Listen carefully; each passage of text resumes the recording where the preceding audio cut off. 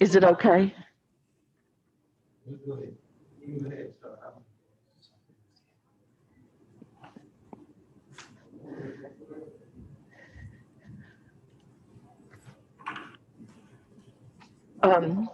Cassandra, he said to go ahead, that he just needed to talk to Cassandra. Maybe he's making sure she's not filmed up. I'm about to call the meeting to order. I, Cassandra Phillips, President of the Duncanville ISD Board of Trustees, call this meeting to order. This meeting is called under the Texas Government Code 551.045 based on the declarations of emergency regarding COVID-19 epidemic by the governor of the state of Texas and the president of the United States. This meeting is being held via teleconference under Governor Abbott's order dated March 16, 2020, suspending certain provisions of the Open Meetings Act due to COVID-19 epidemic. Because this meeting is being done via Zoom conference, I will now do a roll call. Please say present as I call your name. Jacqueline Colton.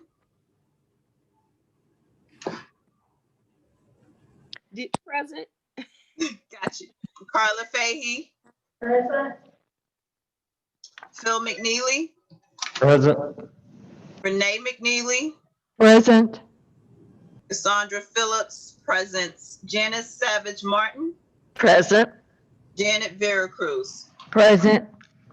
Let the record show that a quorum of Board of Trustees is present, that the meeting has been duly called, and that notice of this meeting has been posted in accordance with the Texas Open Meetings Act, Texas Government Code Chapter 551, and Governor Abbott's March 16, 2020 order. We will now go into closed session.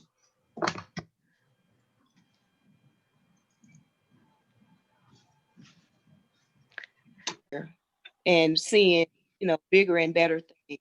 So thank you very much for your time, for your dedication, for all that you have put into your role as trustee and as a member of the community. Appreciate it. Thank you, Jackie. Thank you, Trustee Colton. Okay, Carla. I'm just going to say this. Your energy, your love, your willingness to share and assist. I'm going back to 2008 when I was the president of Bill Hart's PTA, and I needed assistance, and you were there for me. And you've always been there. You've always been willing to just jump in and help us to be successful. So your leadership on the board has helped me to lead this year. And I'm just so excited to be your friend, to be serving with you, because what you bring to the table is priceless. And you're just an amazing person, an amazing friend. And I thank you for being part of the team and being our leader. Thank you, precious girl. I love you. Love you too. Okay, I think she's crying over there, so we're going of course. to let her wipe her tears, and we're going to move on to Trustee Renee McNeely for her service on the board. Okay, Dr. Smith, did you want to start us off? Yes, ma'am. Thank you, Madam President. So it gives me great honor, and it is indeed a privilege to be able to recognize Trustee Renee McNeely for her 6 years of service on the Duncanville ISD School Board. Back in 2016, when I first came to interview, I remember you were sitting on the right side. Ms. Fahey was first, and you were right after her. And I was trying to figure out, okay, were the McNeely's sister and brother, or were they husband, wife? I just couldn't, and I didn't want to ask anybody because I didn't want to be presumptuous. So then when I learned that they were husband and wife, I was thinking, uh-oh, if I do get this opportunity, that's going to be a challenge. And it ended up being a blessing. And so I appreciate your relentless support of Duncanville ISD and of me. Your passion for the students, your heart for the students, your desire to just get things right and bring people together, being a part of the solution, not a part of the problem. You have been everything that any superintendent could ever want in a Thank you. board of trustee. And I Thank am you. so fortunate and blessed to have been able to be here during your time on this board. Thank And you. you will forever be cemented in my heart as a trusted colleague and a trusted friend. So thank you so Thank much for you. your service. Thank you. And we have this crystal that I'll be presenting to you. I'll mute myself as I come and present it to you. And then, Madam President, I'll turn it back over to you so that we can have a few words. And then right after that, we'll take a brief intermission for photos and that sort of thing. Okay, thank you, Dr. Smith. Okay, who would like to start our words for Renee, for Trustee McNeely? I see Trustee Savage Martin. Okay. I Renee, can cry. she's I hugging want to say right now. something. I want to say something. Okay. Now? No. Okay. Renee, we're going to miss you so much. Your insight to specifically counseling has just been invaluable. We have made some great changes that you have helped spearhead, and I really appreciate that. And I too was a little apprehensive about the husband-wife team, but it has been more than perfect. More than perfect. You have added so much and really made Phil a better board member. You really have, and I appreciate it. And you can always, when the grandkids get a little older, you can always run again and come back. Thank you. Thank you, Trustee Savage Martin. I see Trustee Fahey is ready to go next. I got those other tears dried up. I'm ready for some more. It's just hard to separate our lives, like 25 years. But as a board member for the last 9 years, I've got to know you more than I probably did when you were a counselor. And your passion for counseling, your insight, your passion for all the kids at all levels. Sometimes we come from different levels, like elementary or high school. You, as a trustee, you're always dependable. You always count on you. You're tactful, aggressive when you need to be. You always have good ideas. You're conscientious about everything with students and our staff, not just students, but staff also.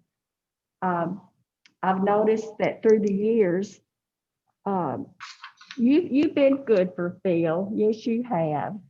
And even though we're going to miss you on this board, I look forward to spending more time with you after this stinking virus is over. And I'm excited for you because you've got a brand new grandson that you can just hug on when all this mess is over. And I know you've got an aging mother to take care of. And so I know you need to spend more time in family areas. But you've been an excellent trustee. If you had to write a definition for a wonderful, excellent trustee, I could list your qualities. I really could. I appreciate your service, Renee. You know I love you. Thank you, Trustee Fahey. Trustee Vera Cruz. I want to say thank you. I'm going to miss you. But you know what? As this door closes and other doors open, I know your heart and I know what is meant for you out there. You'll just do 100, 200%. give it your 200%, but I know that you are going to be, all over your family and be with them and connect with them and dedicate your time to that area. Thank you for taking me under your wing and guiding me as I stepped on to this platform. And I just want to say thank you so much. And Joe and I appreciate you. We love you. Thank you, Trustee Vera Cruz. Trustee Colton.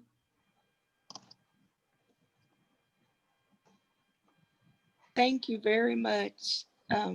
We didn't really, work together for a long period of time, but the time that I had to work with you, I quickly noted that you were very faithful and dedicated to your job, and you sincerely, cared for the well-being of the students and the staff. And so I like to say thank you for that. And then also congratulations on your new grandbaby, and God be with you. Thank you, Jackie. Thank you, Trustee Colton. Bill. Just real short, I've seen the passion she has for our students and our staff in this school district over the last 30-something years, and it's just been a pleasure to watch. I know the staff's probably going to hate you're gone because you've told me to shut up plenty of times. So I just want you to know that you've been a leader, and it's been fun. So nice. Trustee Fahey. Phil has reminded me that y'all are married. And I know it has been maybe some tense moments because we never know what's going to come out of Phil's mouth. But I'm sure you take care of him in the car going home. Oh, what? The speaker. Oh, right. God, here go my earrings. There we go. And something else, a lot of people may not realize, you've been a coach's wife, and that's probably the hardest ever job. And I've seen how you love that team. You love all the guys, and they love you. And that's a special relationship and uniqueness that you have brought to our board, being the fact that you're coach's wife. And but anyway, take care of Phil for us. Dr. Phil, be good. I'm trying. Thank you, Trustee Fahey. Renee, gosh, when I ran for the board, you were the president. And like Trustee Vera Cruz said, you took her under your wing. You took me under your wing. And we became such good friends. I learned so much from you. I love you. And I mean, your passion, your knowledge, your experiences, everything that you bring to the board, just it helps us all. It helps us all be better. And I just want to say that you may not be on the board, but you're here in our hearts. You'll always be in our hearts. And I think this is a great time to just enjoy your family. Your extended family will still be here because we love you. Okay, that's not going to change. So thank you for all that you've done, all the love that you share with all of us, all the experience, the knowledge, everything, and just your passion for doing what's right. We really appreciate you and love you for that. So I'll end it there because I can go on and on, but I'll end it there, but we'll talk later. But thank you and love you. Thank you. Did you want to say a few words? I do. Y'all are going to have to put up with me just a little bit longer. And then I know you have to have the meeting. I've been trying to think about what I was going to say. And I've said this many times. When we moved to this district in 1982, I really grew up. And I've said that so many times. I am so grateful to the people in this community, to the staff, the teachers that I've known through the years, the parents. I've grown as a person through the years. I hope that I've listened and I've learned, because when we moved here, Duncanville was changing and it's still changing. Fast forward to 6 years ago when I decided to run for the board. We had 7 schools that were needing improvement. We had 2 that were in the second year of that, and I felt like we were in trouble. And I felt like I needed to step up and try to make a change. Well, when you're a teacher and you're out in the trenches, you realize, or you judge things, but superintendents, by what is important to you.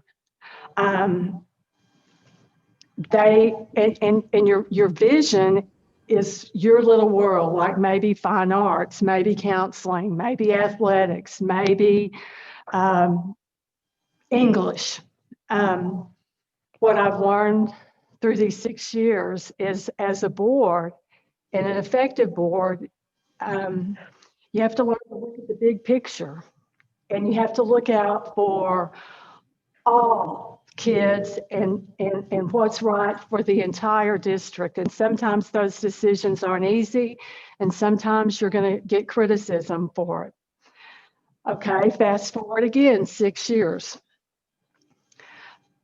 We were the most Janice, Carla, Phil, and I know. If I could tell you, and you have a vision in your mind of what a dysfunctional board was, or a family that just isn't working for whatever reason, you're looking at it. And we were known throughout the state, so we were told. Thank goodness Dr. Smith decided to take that chance. And I remember asking him, did you hear about us before you applied? And he said, yeah, I heard about it a little bit, but it didn't really scare me off. Another thing that I learned is that boards really don't have a lot of responsibility, but the biggest responsibility is hiring someone good and letting them go. And I've said this before, and I'll say it again. I think the best decision that this board ever made was hiring Dr. Smith in 2016 and letting him bring his team in and allowing him to transform this district. When we came, we told him what we wanted. We all wanted more choices. Grand Prairie was killing us. Other school districts had choices. We had one thing that we were doing, and I've thought about this year during the pandemic when we gotten criticism about not having one-on-one computers. Really, at that time, our focus was on choice. It wasn't on getting one-on-one computers. We knew we were going to get some, but that was our focus. But now it's not. Dr. Smith, I want to thank you for your leadership. I want to thank your staff for their entire work that they do. I've never known. And again, I've not been on this side a lot of times, but the accountability piece, the processes piece, Everything you do has a plan. And I can honestly say, or at least in my heart, I feel like that as I walk off, I'm leaving this district in a bit better than when we were when I came on. And that's because of you and your staff and the people that work. Thank And I you. thank you from the bottom of my heart for that. Thank you. Oh, and one more thing I forgot. I wanted to publicly congratulate Dr. Ivory. I was going to do that first. I'm sorry, I forgot. I texted you the day after, but I wanted to publicly let you know. And I think I told you up there, congratulations. The COVID thing is not fun. It's not going to be fun, but you are the person that we needed. And thank you for wanting to be a part of this team, because I promise you, you're going to be working with the best superintendent and the best team ever. And I want you to know that. Thank you, Trustee McNeely. Okay, at this time, we are going to take a brief intermission so that Dr. Smith can get a couple photos. Is that what you want? We're going to photos now, right? Okay. Yes, ma'am. Okay, so we're going to take a brief intermission for photos, and then we will pick back up and get to the next part of our meeting. Okay, thank you.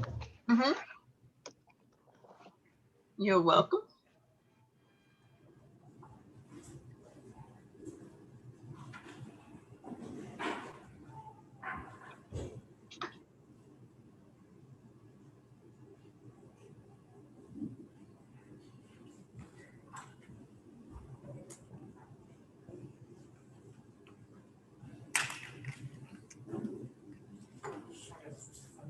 And we will transition to the administer of the oath of office to the elected trustees.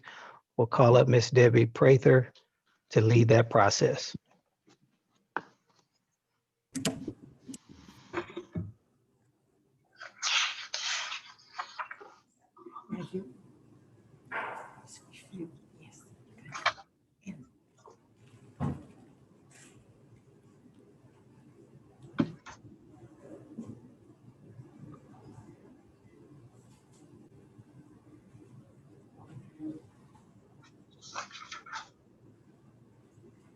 And I don't see the same.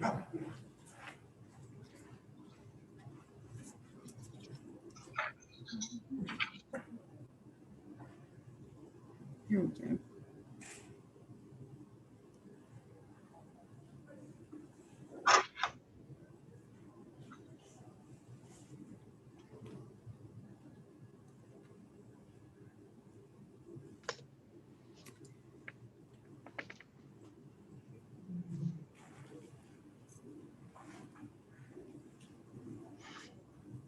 Cassandra? And we are doing the oath for both. We are doing the oath for both. Yes. Yes. I can't see her.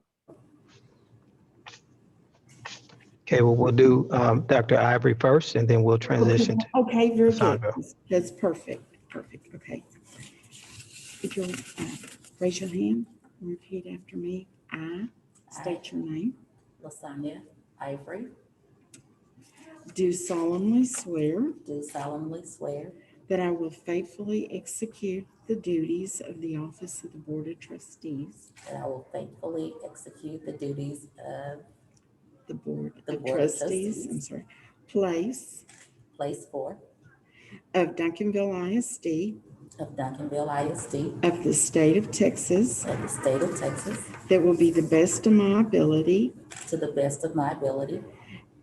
I preserve, I preserve, protect, protect, and defend the Constitution and laws and defend the Constitution and laws of the United States of the United States and this state. and this state. So help me God. So help me God. Congratulations.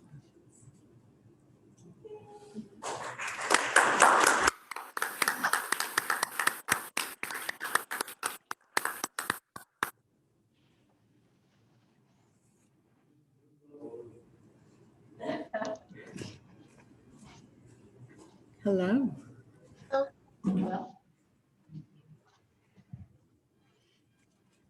All right. Here you go.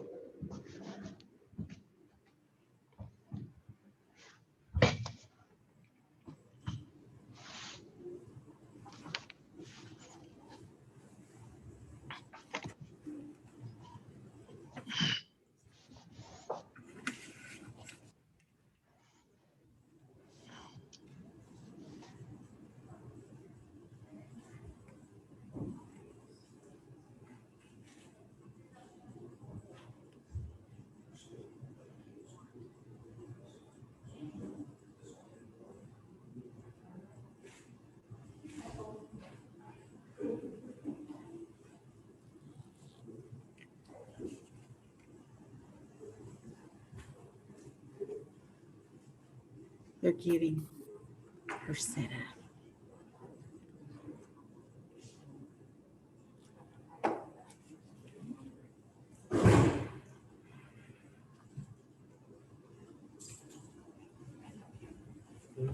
And also there's a volume right here. Okay. You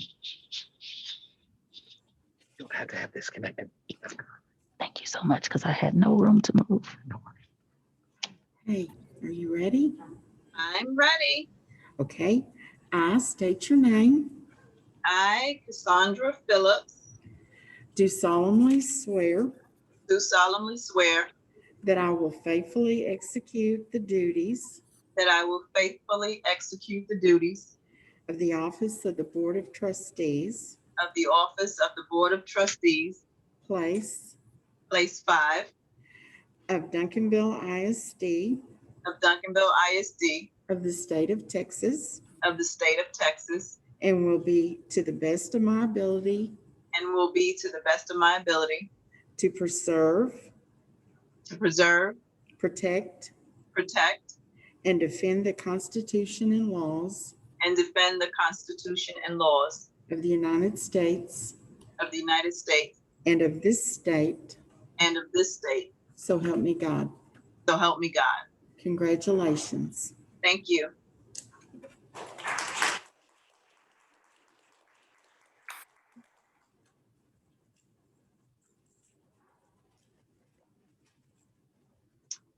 Okay, we will now, well, let me first congratulate Dr. Ivory again. You're muted. Dr. Ivory, you're muted.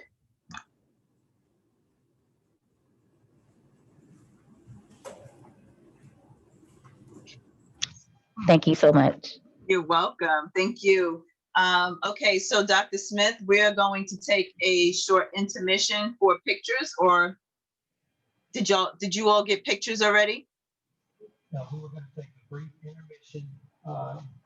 Wanted to get photos. Now I can board. We can wait till after. Yeah, let's move forward. Okay. All right. Thank you so much. We will now.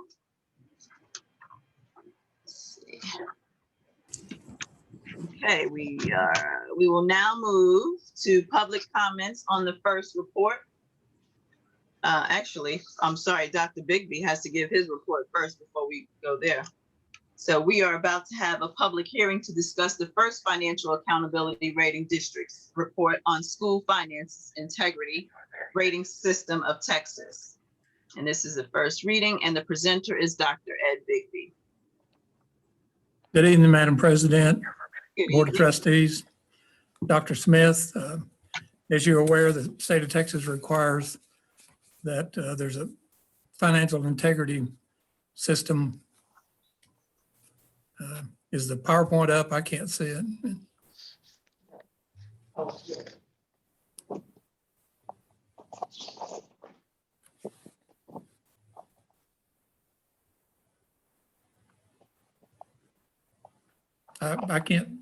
I can't see the PowerPoint. There it goes. Thank you.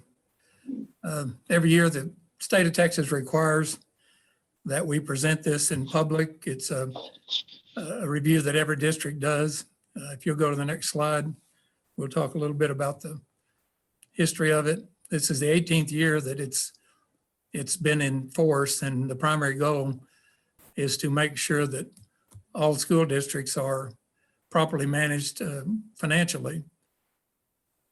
Duncanville has earned the state's highest accountability rating of A for superior achievement in each one of the previous 17 years. And you should congratulate yourselves as board members and Dr. Smith, because this is a prime indication that you've been very good stewards of Duncanville tax money and for the patrons of Duncanville. Okay, next slide. There are 15 indicators this year. Duncanville scored 92 of 100 points, which gives us a superior rating.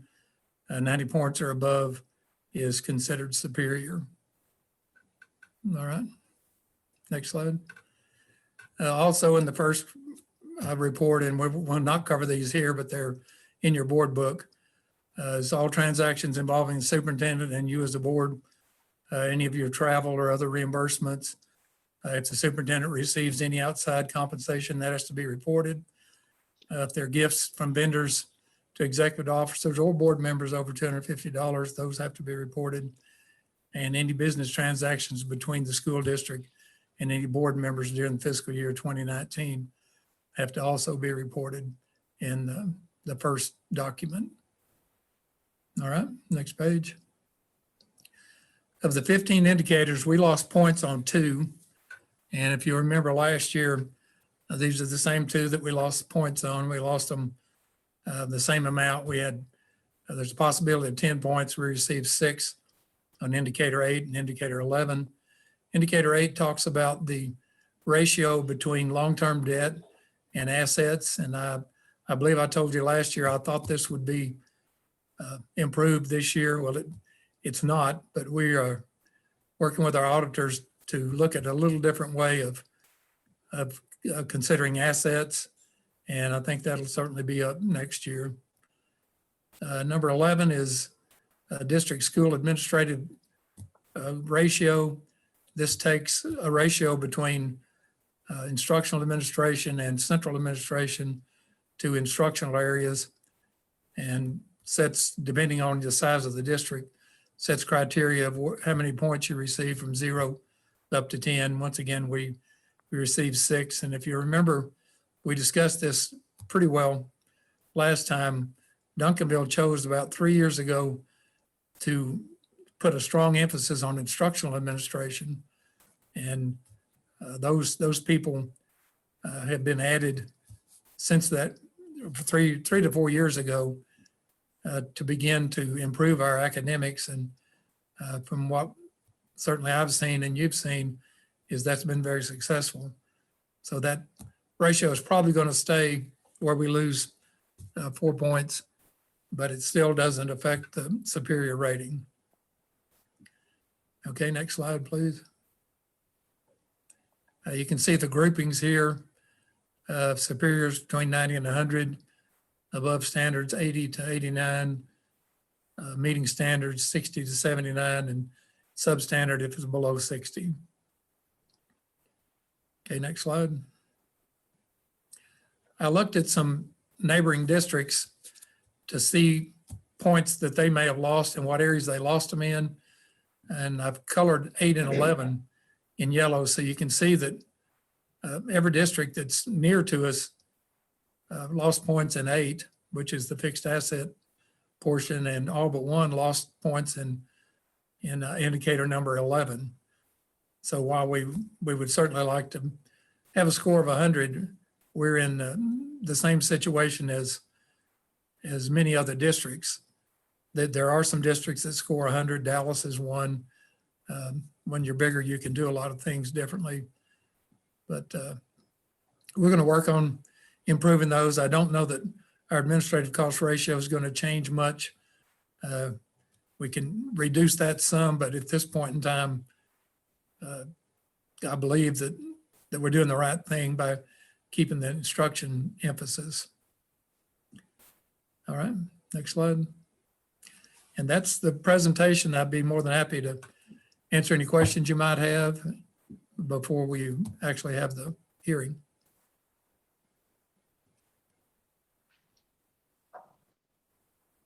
Thank you, Dr. Bigby.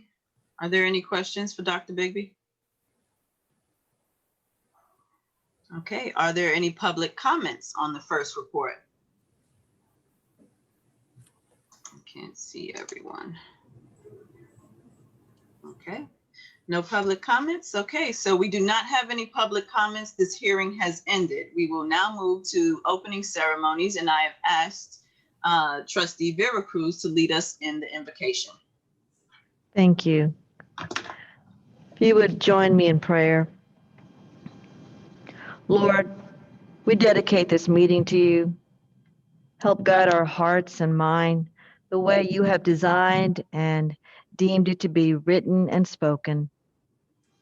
Lord, we thank you for large, small, and unnoticed victories over our teachers, staff, children, Dr. Smith, and the team of 8. Father God, we seek wisdom as we head into the week with fresh eyes, ears, and hearts. Keep our feet grounded and to stay on your path. In Jesus' name, amen.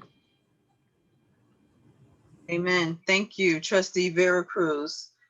At this time, Trustee Janice Savage Martin will lead us in the pledges. Trustee Savage Martin. I pledge allegiance to the flag of the United States of America and to the republic for which it stands, one nation, under God, indivisible, with liberty and justice for all. Honor the Texas flag. I pledge allegiance to thee, Texas, one state, indivisible. Thank you, Trustee Savage Martin. We will now move to the superintendent's report. I will now turn it over to Dr. Smith.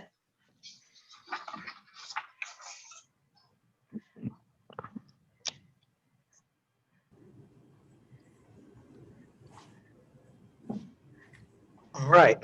Well, good evening, Madam President. Good evening, board members, those that are here in attendance. I have the following items that I want to share with you all associated with our superintendent's report. The first item that I have that I want to share this evening is centered around our family engagement awareness.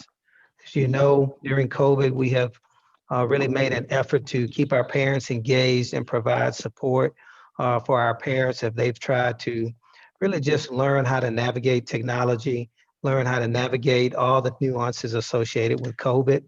And so to continue that engagement with our parents and our families, the Family and Community Engagement Liaisons, they hosted a series of parent university virtual sessions. So each Tuesday in October, they offered insight to our parents in a number of areas. Those areas include tech tools for learning, back to school information for returning to in-person instruction. There were a lot of support that we needed to provide our parents so that they could understand what they needed to do and how they needed to utilize technology and our website to be able to make those adjustments to their learning preferences. And some of those virtual sessions were recorded and they were posted to our website so that our parents and families can have an opportunity to view at their leisure. I'm really pleased with the participation. We've had a total of 8 of our parent university offerings since this summer. And we've had 467 live attendees. And then we keep track of the data from the recorded views, and we've had 755 individuals view the recordings that are available. And so again, everything from instructional learning pathways to how to navigate the district's reopening website, to attendance expectations and district safety measures. Those are all very important. Accessing the virtual classroom and student schedules. So parents were actually given a tutorial on how to access the virtual classroom and the student schedules. They were provided a tutorial on Seesaw, which is the program that our elementary students use to access their teachers, and their teachers utilize to teach them. Also Google Classroom and ClassLink, and just a number of other sessions that we provided to give our parents the information that they need to better support their student during this learning environment. And again, these sessions are posted on our website, and they're available for our parents to view and any community member to view at their leisure. And so we are very appreciative of the support of our family engagement specialists, and will continue to reach out to our parents. Next item.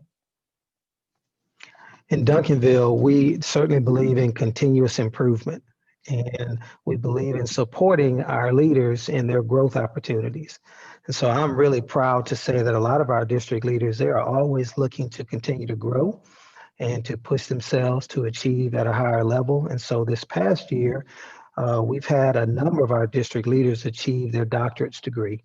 As you know, it's not an easy task, especially while working full time, raising families. And so their growth just adds to the betterment of our school district and to our team. And I wanted to take a moment to recognize those individuals.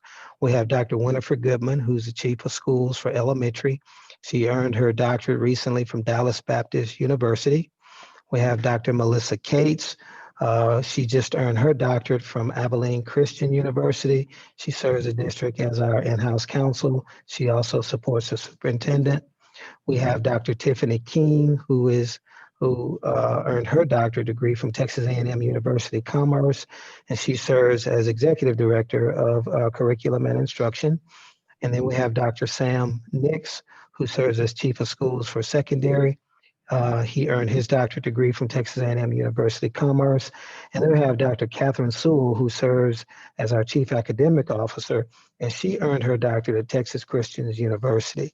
And so I'm really proud of these individuals, again, not only for their commitment to Duncanville ISD and their role, but their commitment to grow.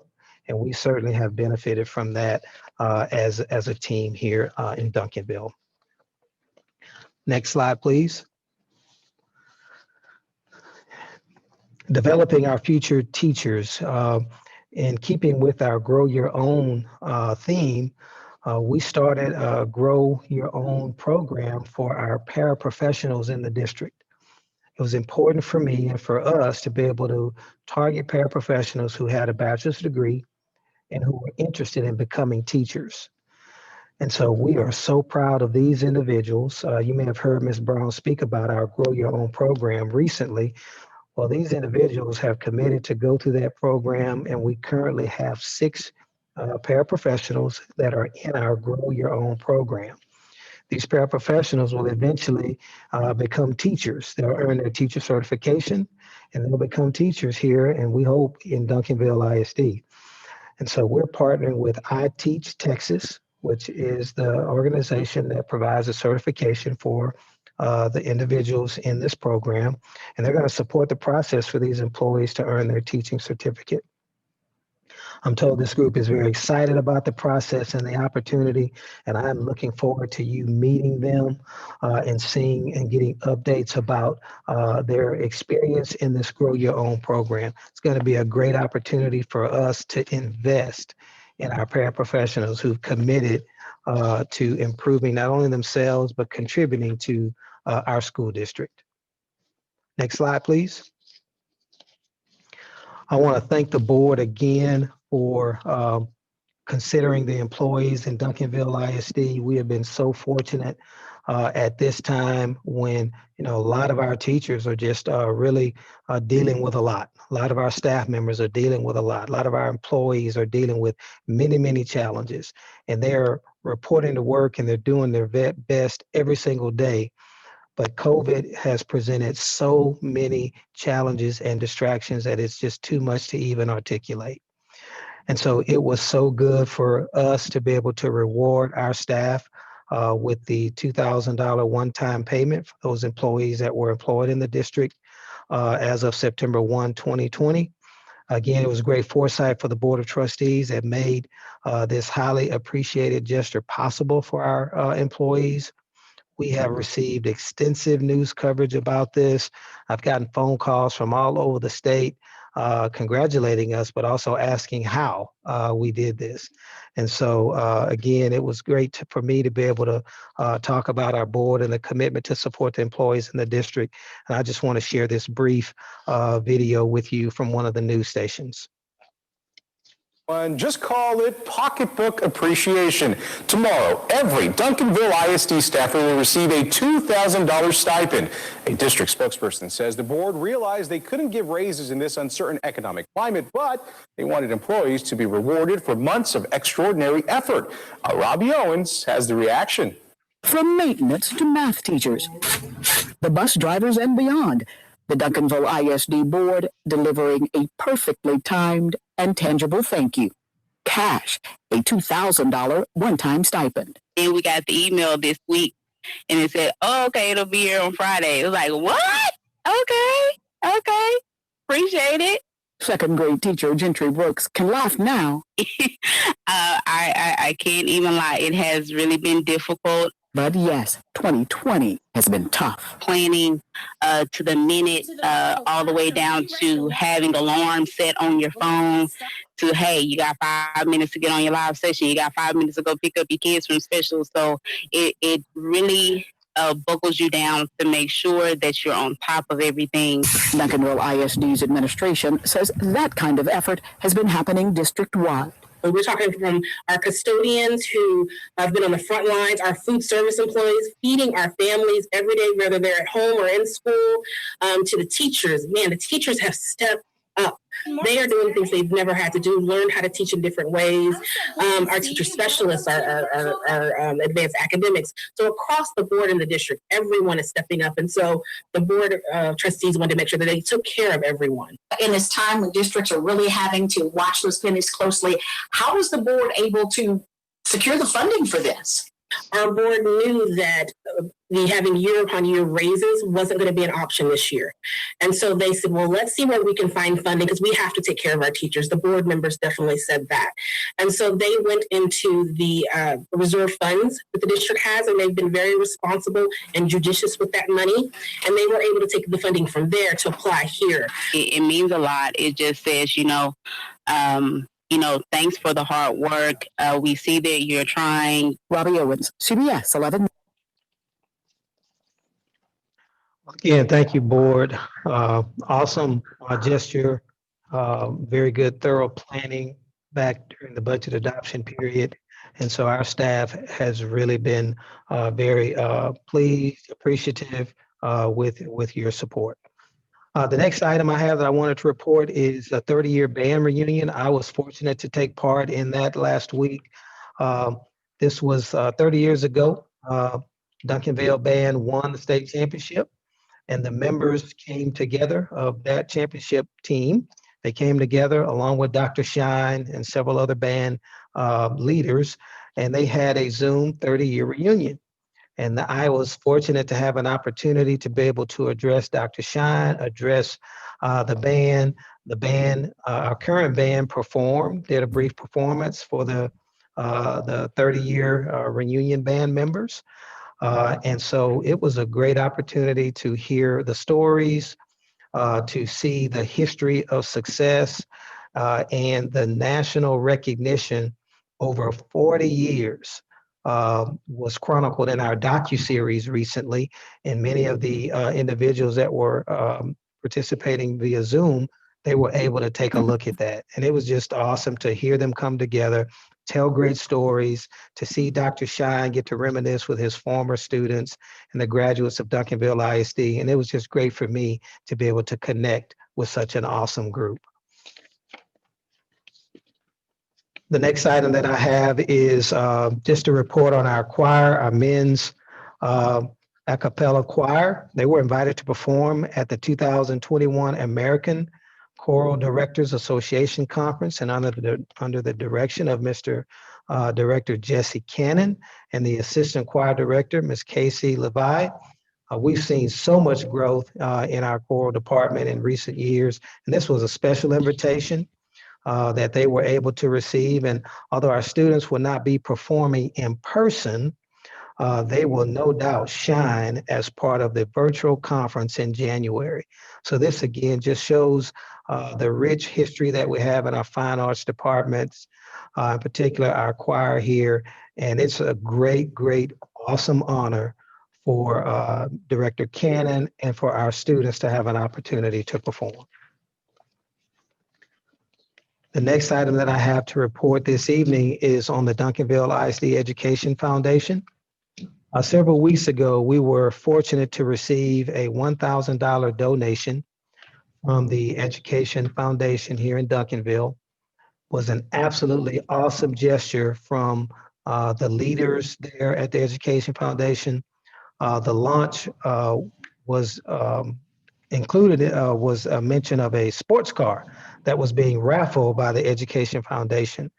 And so the car just needs a little work, and our automotive students have been working on it to get the road ready before the next raffle. The tickets for the raffle are being sold by the Education Foundation. They're 100 each, and only 500 of them are being sold. As you might imagine, this was a large financial commitment. But this goes toward our technology and closing the technology gap, the digital divide that we've seen. And so we know that there were a lot of different conversations associated with making this contribution. And our students and our district are so fortunate that the Education Foundation and their leadership were able to make such a donation. And we're very looking very much to getting the donation moving in the district and continue to close the gap with technology. The last item that I have this evening to report on is our Giving Thanks Countdown. Again, this is a very challenging time for our school district and all school districts. We're all dealing with the challenges associated with COVID. Even running a board meeting in the midst of COVID has challenges. And everything that teachers do, it has impacted every aspect of education. And all those things that we take for granted as routine, those things are disrupted due to COVID. And so we felt that it was important for us to just celebrate the individual work of all the groups, all the employees in our district. And so as we get into a much deserved week for Thanksgiving break, this is a perfect time to tell our employees just how grateful we are to them and to show our gratitude. Each of our staff members, they are receiving a long sleeve t-shirt with this year's one logo on it, represents our theme. And we're also releasing a video each day this week celebrating a specific work group. And this video is the first in one in a series and was shared today in our e-newsletter on social media and the district website. And I'd like to share that with you at this time.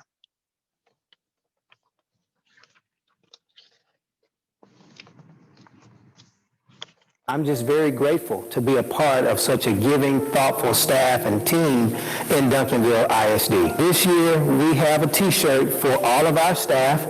The t-shirt really captures our theme for this year, which is one team, one mission, and one heart. And it's really about unity and all of us coming together. We couldn't write success stories with our students without the dedication, expertise, and the heart of our teachers. Your care goes beyond what you do in the classroom.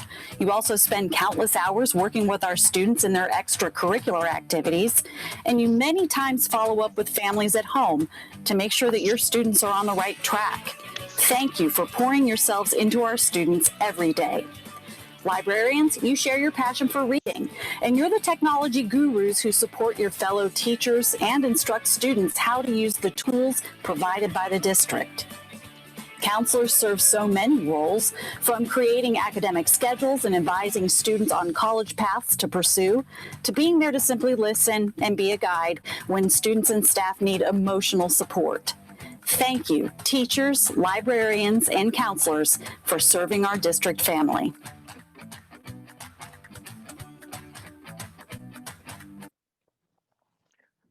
Thank you, Madam President. That concludes the superintendent's report this evening. Thank you, Dr. Smith. We will now move to recognitions. I will turn the meeting over to Tiara Richard.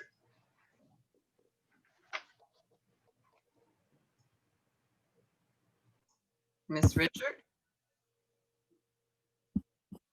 Good evening, Board of Trustees, Madam President and Dr. Smith, I am here to bring you our Made with Pride in Duncanville recognitions for the month of November.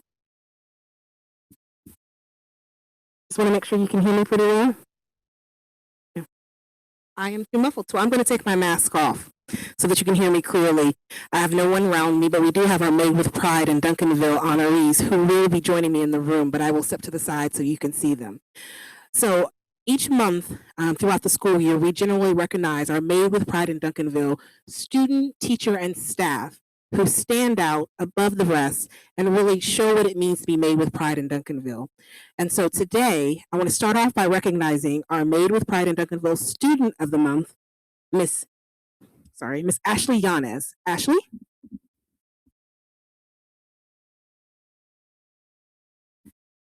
So I bring before me Miss Yanez. Ashley exemplifies the high school's motto of excellence everywhere, every day.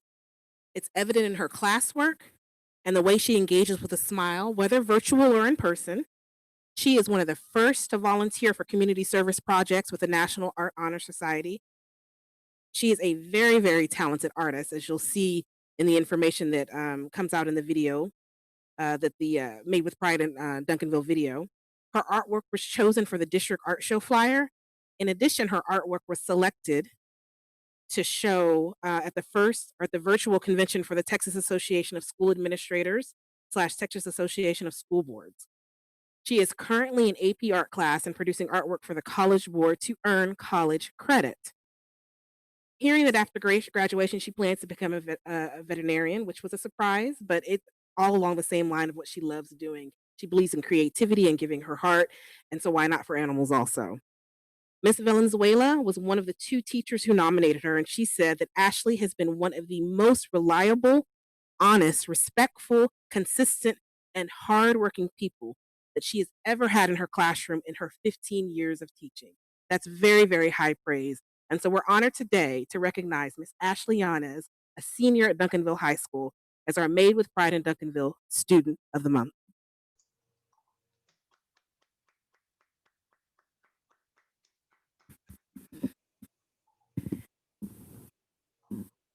So up next, we have our staff who are coming in the room to join us. So for the staff Made with Pride in Duncanville honorees, we have before us 4 gentlemen who are being honored, but only 2 can make it here tonight. We have Mr. Johanna, Marcel Willis, Montrell Edward, and Mr. Quentin Lott.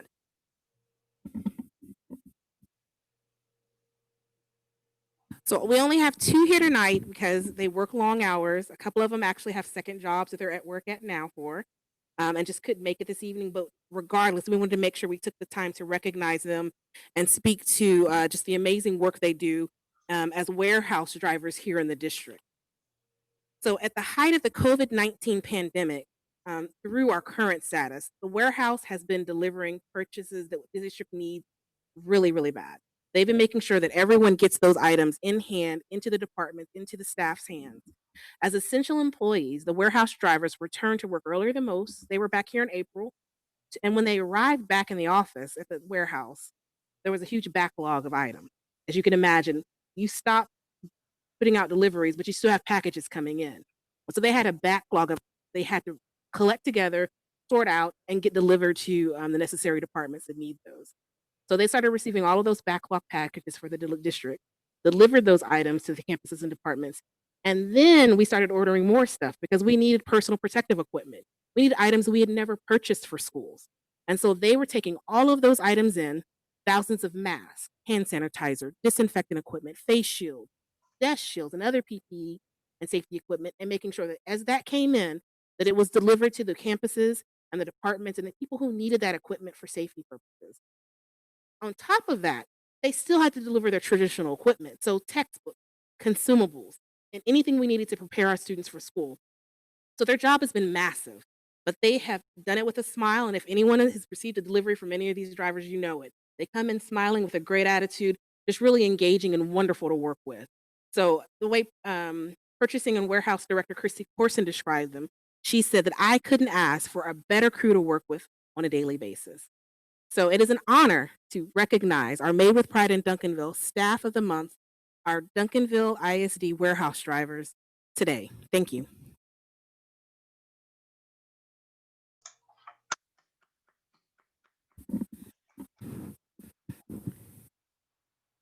All right, last but not least, we have our Made with Pride in Duncanville Teacher of the Month, Miss Allison Spear Lambert. She is a first grade teacher at Maryfield Elementary School. Right. Yes, ma'am. So Miss Lambert here, her write-up and her recommendation for this honor of Teacher of the Month came in from a parent of hers. So Miss Jackson, who is also here in the room with us, with her husband, and Miss Tierney. Miss Tierney, would you step over this way? All right. So Miss Jackson wrote, "My daughter was so nervous about first grade. When she met Miss Lambert last year, the first thing she asked my daughter was, 'How can I make first grade fun for you?' From the start, she was trying to make sure that she can make first grade engaging and welcoming for the student." So Miss Jackson wrote, "My daughter wanted her teacher to do a cartwheel in class." Miss Jackson said, "I didn't think she would, but about 2 days later, Tierney came home laughing. She was excited. She said, 'Miss Lambert did it, Mama.' The smile on her face was priceless," her mom said. But throughout the school year, it didn't stop there. She supported the Jackson family on their journey as parents of a hearing impaired child, even in helping them in their own personal family life. Miss Jackson said it was like talking to a big sister. The way she makes learning fun is just out of sight. Not only that, Miss Lambert's family are also supportive, and they're here too. They would help at special school events. Her father, Mr. Lambert, would come and read to the children. He was like a grandfather to the class. And of course, now we don't get that same sort of engagement. And the first thing that he said when he came today, Mr. Lambert, was that, "I really miss reading to the kids." And I think we all can agree with that. Miss Jackson said that Miss Lambert made her way to their home during the pandemic, just to make sure that they were getting what they need, checking in with Tierney, making sure to remind her to do her reading and practice writing so that she would be ready when school returned.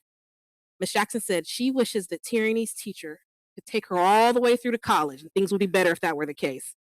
She loves her students and her profession, and Miss Jackson said, "I am proud to have her as the educational foundation for my child." They are solid in second grade now because of Miss Lambert.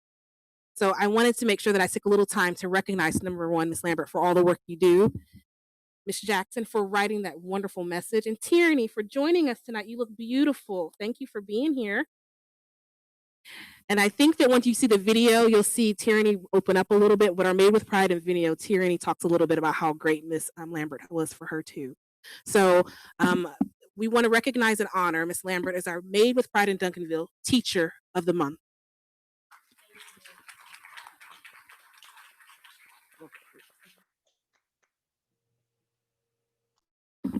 So while we get photos of our Teacher of the Month and the Jackson family, we have a video that recognizes all of our Made with Pride honorees that I'll ask to be played now.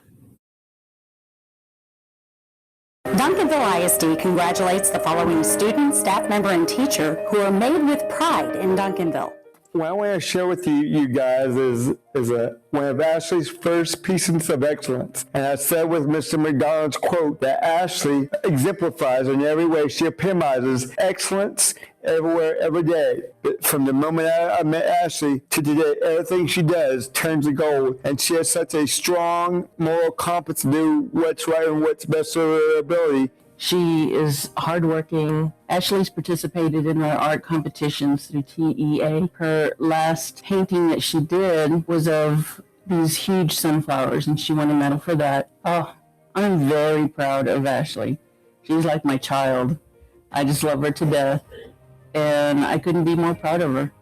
Well, the crew consists of myself, Quentin, and then there's Joe, and then there's Marcel, and then there's Montreal. Guys that we lean and depend on each other. We're doing something for everybody else. Everybody's our customer, and that's just how we look at it. When this pandemic hit, all the gloves were off because there was so much of it. This warehouse was filled. We just had to take it one item at a time and one school at a time, and whether it be just delivering 1 box, 10 boxes, making sure you deliver to the right location. If you care at all, then you'll put everything into it. Miss Lambert has been there for us through this pandemic. She showed up at our house to check on Tyranny and make sure everything was flowing the way it was supposed to flow. Even in our personal lives, she was there to help us with ups and downs and just all around. And Miss Lambert, we love you so much. And it was just a lot of help having a teacher that really truly cared about our child. I must honestly say that in kindergarten, Tyranny would not talk, but in first grade, she did what? She taught me how to use my words. She taught her how to use her words, and now she's a chatterbox. We can't get her to be quiet. Thank you, Miss Lambert, for all you have done for us and for everything that you're doing for other students. These honorees truly are made with pride in Duncanville.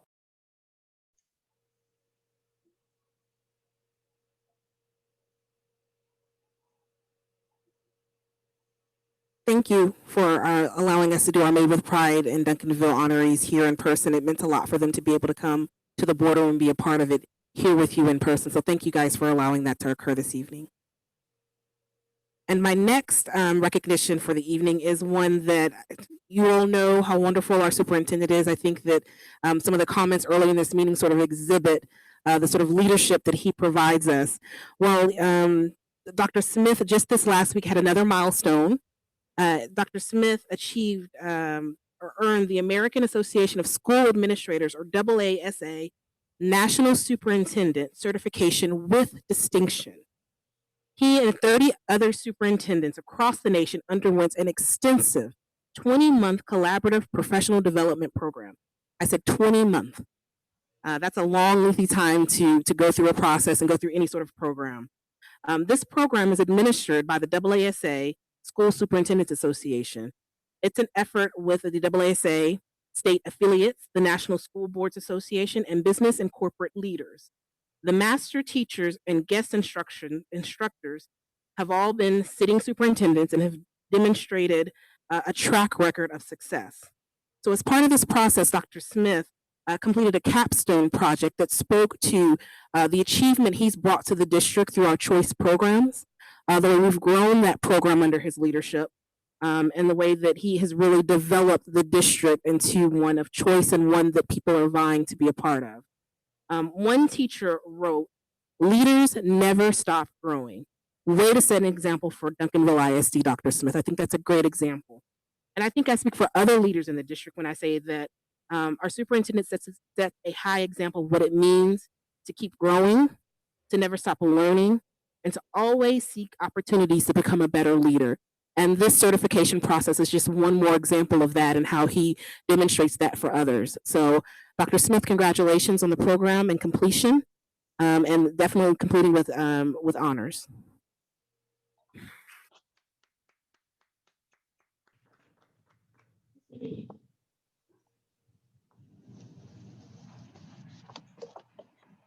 Thank you, Ms. Richard, and congratulations to all honorees, and congratulations to our superintendent, who is so awesome.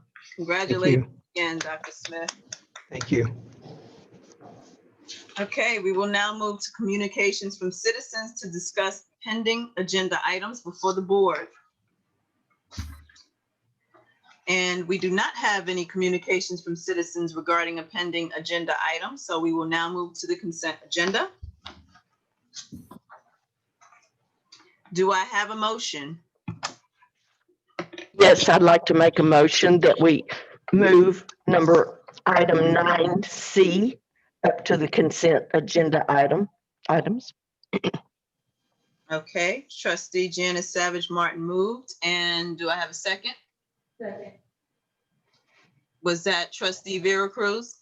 Yes. Okay, so trustee Janice Savage Martin moved, and trustee Janet Vera Cruz seconded the motion to move action agenda item 9C to the consent agenda. If the board has a question, comment, or discussion, please state your name and whether it is a question, comment, or discussion.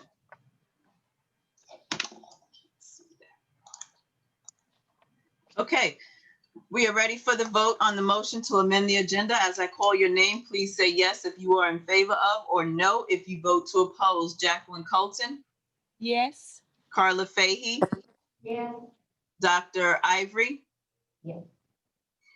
Phil McNeely. He's not present. Oh, okay. Thank you.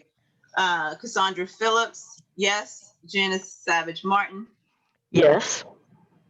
Janet Veracruz. Yes. Motion passed 6-0.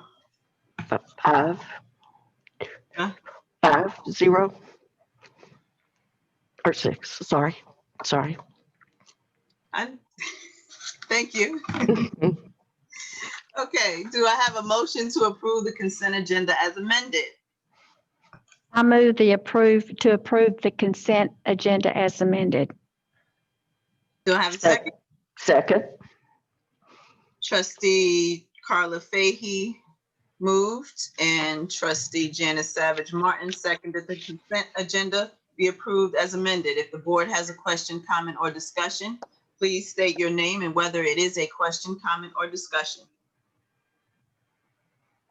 Okay, we are ready for the vote on the consent agenda as amended. As I call your name, please say yes if you vote in favor of, or no if you vote to oppose. Jacqueline Colton, Yes. Carla Fahey, Yes. Dr. Ivory, Yes. Phil McNeely, Cassandra Phillips, yes. Janice Savage Martin, Yes. Janet Veracruz. Yes. Thank you, board. Motion passed 6-0. Okay.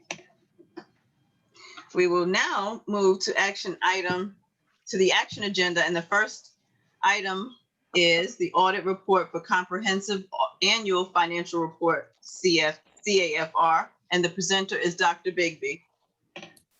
Good evening again, Madam President, Board of Trustees, Dr. Smith. Sarah Dempsey was the lead auditor in our audit, and she's on with us now. She's with Weaver and Tidwell company who performed the audit. She's going to go over a brief PowerPoint with you, explaining part of the process and part of the findings. And then when she's finished, I'd like to come back for just a moment and discuss a little piece of it with you. So. Great. Thank you, Board of Trustees and Dr. Smith, for having me this evening. My name is Sarah Dempsey, and I am an audit partner with Weaver. I'm the partner on the audit for the 6/30/2020 year end. So I know you're moving fast along in 2021, but this is over the 7/1/19 to 6/30/2020. Next slide, please. So my name is Sarah Dempsey. I've got about 17 years of public school district experience doing audits in the DFW area. And then this is our team. We had the same team as the prior year. So wanted to point out that we've got some consistency to help with logistics. As you know, this was a very unusual year to have an audit with the remote work situation. And then for the finance and business office to be remote for the year as well. So I'll go right into it and talk about the audit results. That's the next slide. And then one more. Thank you. So we issued an unmodified opinion. That's the highest level of assurance that we can give.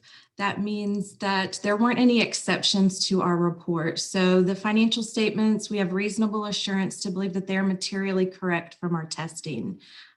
We had no material weaknesses to present to you tonight. That's very good. It's not very common in the school district world. We did have one significant deficiency that was related to the year-end close process. You have your 150-page CAFR that was delivered today. That will be on page 144 for more details. But in summary, it is a year-end close process. And with the COVID situation and working remotely, it was just a little bit more difficult to get through the year-end close process as efficiently as the district has done in the past. I think this finding will be cleared next year for sure. And then the corrective action plan is within that report as well, where the district is agreeing that, this is a one-time issue and it'll be resolved next year. There were no non-compliance issues noted during the audit. Next slide, please. And then we also did a single audit because the district expends more than $750,000 in federal expenditures. There's a single audit. This year we had 3 major programs. So each major program gets an opinion, and then we also test controls over those programs. So you had Title II, Child Nutrition, and then the new ESSER funding that came because of the COVID-19 situation. So we had 3 major programs. Each major program received an unmodified opinion, again, the highest level of assurance that we can give, and there were no control deficiencies to bring to your attention and no material weaknesses. So overall, this is a very good audit report. The district is considered a low-risk auditee. Unmodified opinions are the highest level assurance that we can give. So overall, a great report. No exciting news from your auditor. Next slide. And then one more. These are our required communications. So there's certain things that I'm required to report to you every year. Our responsibility is under generally accepted auditing standards, generally accepted government auditing standards, and then we also comply with the uniform guidance that relates to your single audit. If we had noted any unusual transactions, we would bring those to your attention. I think you'll see a lot of none noted. These are related to unusual transactions, material weaknesses, material findings, and any fraud or illegal acts. If we'd had found those, we would have reported those to you sooner. Next slide. And then the last of the items that we report to you, there are estimates that are within the CAFR. The state aid is probably the largest estimate within the CAFR that you have, and that's related to how the revenue allotment does change even after year end. So we've got the most up-to-date number that we have in this CAFR, but the estimate is always changing. There were no difficulties encountered during the audit. We get full attention from everyone. Our requests come in timely. You can tell that there is a big push to get the audit completed, and we always receive full cooperation. We're independent as a firm and as the audit team. There's no audit adjustments to bring to your attention, and then there's no other written communications that went on between us and the district that you're not aware of. Next slide. And then this is the financial highlights piece. I'll go through and just talk through some of the changes. This is a pie chart over the revenues, and this is all of the governmental funds for 2020 versus 2019. So this will include your general fund, debt service, capital projects, then all those special revenue funds, which are your grant funds. So you can see that it's very similar as it was to prior year. The light green is your local revenue, the darker green is your state aid, and then that red color is the federal revenue. So the allocations are fairly similar to prior year. Next slide. And so in 2020, revenues totaled $149 million across those funds that I mentioned. It's an increase of $4 million or about 2.3%. In here, I listed what caused that variance or what's contributing to it. And the biggest portion of it that you'll see is the state aid. So it's about a $6.7 million increase from prior year. There was also $2.6 million that the district received for instructional materials. It was spent, so it came in and went out, but that's a lot of the majority of the increases for revenue this year. Next slide. And here it is over a 4-year, just a trend analysis for you, so you can see how our local revenue is trending, how state, how federal. A lot of times when you see your local revenue go up, your property taxes, you'll see your state aid go down. So those kind of flip-flop between each other. And then the federal revenue stays pretty steady unless something occurs that's a little bit unusual. But as you can see, very steady. Next slide. Also the expenditures. So again, those same funds that I mentioned, here's a pie chart just to show you the allocation of the function. So you can see instruction Always the biggest percentage, stayed relatively similar to prior year at 48%. Again, you can see here that your expenditures, the pie chart looks very similar color-wise. You can see general administration has stayed relatively similar, debt service, the leadership costs. So looking at that, it's good news. You don't see any major fluctuations within those allocations. Next slide. So for fiscal year 20, expenditures totaled 158 million. That was an increase of 6.2 million or 4%.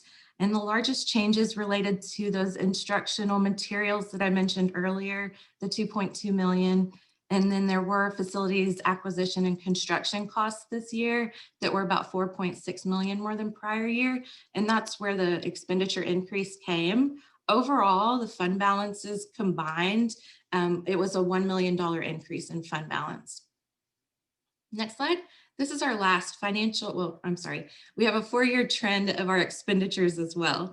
And then it will be our last financial highlight slide. But here again, you can see the way the instructional expenditures are trending up, going back to the teachers, the students, and then the others stay relatively similar throughout the 4 years. Next slide. So for fund balance, overall fund balance is 84 million. Again, it was an overall increase of 1 million. Your general fund had an $8.6 million increase. And then the offset to that is the capital projects fund, which I mentioned that the construction costs had gone up. You're spending your bond funds. We do expect that to happen. That fund balance will decrease. So it had a decrease of about 7.5 million. And an ending fund balance for general fund was about 68 million. For debt service, 12.5 million. For capital projects, 3 million. And then those non-major funds, only about 700,000. A majority of that will be your child nutrition and food service. The rest of them usually net to zero. And that's what I have for the presentation. I'll be happy to answer any questions that you have. I definitely want to thank the district for doing this audit remotely. It was challenging and we do appreciate it. Usually we're hands-on, we can grab the information and this was done via scanning, Zooming. So you can imagine it was a difficult and unusual process. We appreciate it. Thank you, Ms. Dempsey. Dr. Bigby, did you have anything else? Yeah, I just wanted to bring it to the board's attention. She mentioned that the fund balance in the general fund's about $68 million. Just wanted to remind you that we've spent some of that this year. The $2,000 was close to $4 million. And then the $2.8 million that we spent on technology. So when we get to this point next year, that's probably not going to look as wonderful as it has been for the last few years since you're spending some of that fund balance. So we're going to have more expenditures than we have revenue, but you know, that's been planned and we understand, and it still leaves you a very healthy fund balance. Okay, great. Thank you. Okay, do I have a motion in regards to the audit report and comprehensive annual financial report, or CAFR? So moved.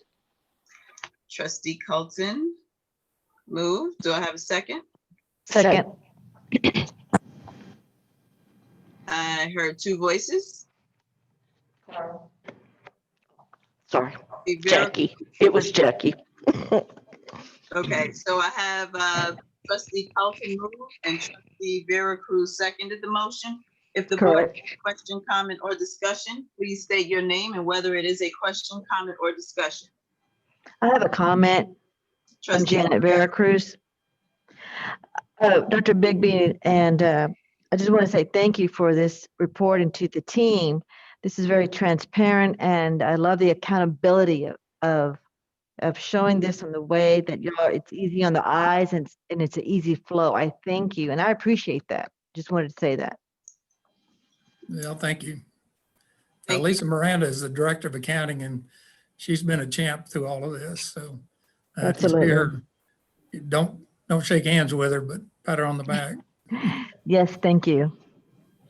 Thank you, Trustee Vera Cruz and Dr. Bigby. Any other questions, comment, or discussion? I have a comment. Trustee Colton. I would just like to say thank you for the very high rating for level of financial integrity that you and the team and Dr. Smith bring to the district. I mean, I know it's very unusual, and you know, we can't thank you enough for being good stewards over the district's finances. Yeah, thank you. Absolutely. Thank you, Trustee Colton. Thank you. Sorry, any other questions, comments, or discussion? Okay, we are ready for the vote on the motion. Audit report and comprehensive annual financial report, or CAFR. As I call your name, please say yes if you vote in favor of, or no if you vote to oppose. Jacqueline Colton. Yes. Carla Fahey. Yes. Dr. Lasagna Ivory. Yes. Bill McNeely. Cassandra Phillips, yes. Janice Savage Martin. Yes. Janet Veracruz. Yes. Thank you, board. Motion passed 6-0. We will now move to action item B, resolution for the easement at former Acton for the Teaching and Learning Center, or TLC, and the presenter is Ms. Andrea Fields. Good evening, Madam President, board members, and Dr. Tonight is my pleasure to come before you seeking your approval for the resolution authorizing the granting of 3 easements to the city of Dallas in order for us to move forward with the renovation of the former Acton Elementary School to the Duncanville ISD Teaching and Learning Center. As you recall, board, over a year ago, you granted approval for the renovation of the former administration building on Main Street for the Duncanville ISD Police Station and, of course, the TLC. We have been working with the city of Dallas since November of 2019 for over a year to gain approval for our plans for the TLC. We had to seek approval from Dallas's Planning and Zoning Board and the final approval from the City Council before moving forward with our plan review approvals. I'd like to note for you that we started seeking approval from the City of Duncanville at the same time that we started seeking approval from the City of Dallas for approval of both of these projects. But the police station is just about complete, and we're ready to move into it the 1st of January 2021. And we're so grateful to the city of Duncanville for their support in making the project go smoothly. So I wanted to let you all know that we're grateful. We started at the same time. We were able to move forward with the police station, but we've had quite a bit of back and forth with the city of Dallas. Our civil engineers and architectural firms have been submitting plans to Dallas and responding to all of their comments for changes over the past year. And we've spent several $1,000s to get the plans approved and most recently submitted all the paperwork for the fees for our permits. So for your approval tonight, we are asking for the following easements, and you have these in your binder along with the legal descriptions, but I am going to read them so that we can have them for the record. First easement is the detention access easement is for the purpose of providing free and uninterrupted pedestrian and vehicular ingress and to and egress from, and you have 0.126 acre easement track to and from Coit Road. The second one is for the easement for a detention pond, detention area, for the purpose of detaining stormwater and establishing special conditions governing the construction, use, and maintenance of the track 0.231. And lastly, the sidewalk and utility easement for the purpose of establishing, constructing, and operating, maintaining, replacing, repairing, upgrading, and adding to or removing a public sidewalk for pedestrian traffic, public utilities, and related facilities, and that is on 0.105. And so tonight, board, we are asking you for your approval of the resolution granting these 3 easements to the city of Dallas. I will assure you, board, that our legal counsel, Lisa Crass, has taken a look at all of the legal descriptions. They assisted us with the resolution, and also Dr. Case, our in-house counsel, reviewed the easements and resolutions for your approval tonight. Additionally, one thing that we did ask, and we're asking you for this evening, that you grant Dr. Smith authority to finalize and execute the easements on the behalf of the district should the city request additional easements, so that we can continue to move forward on this project. And I'm happy to entertain any questions you may have tonight.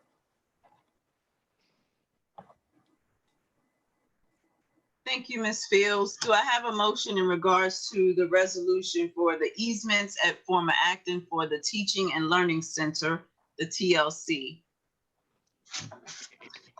Trustee Fahey?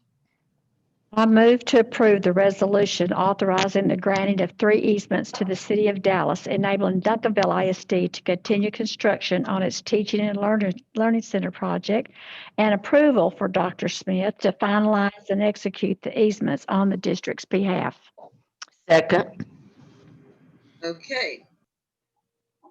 That was Trustee Janice Savage Martin, correct?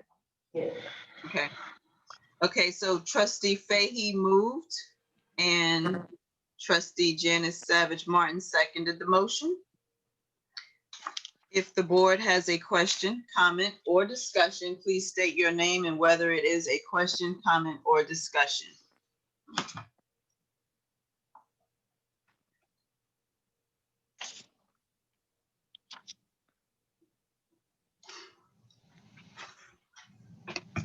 Okay.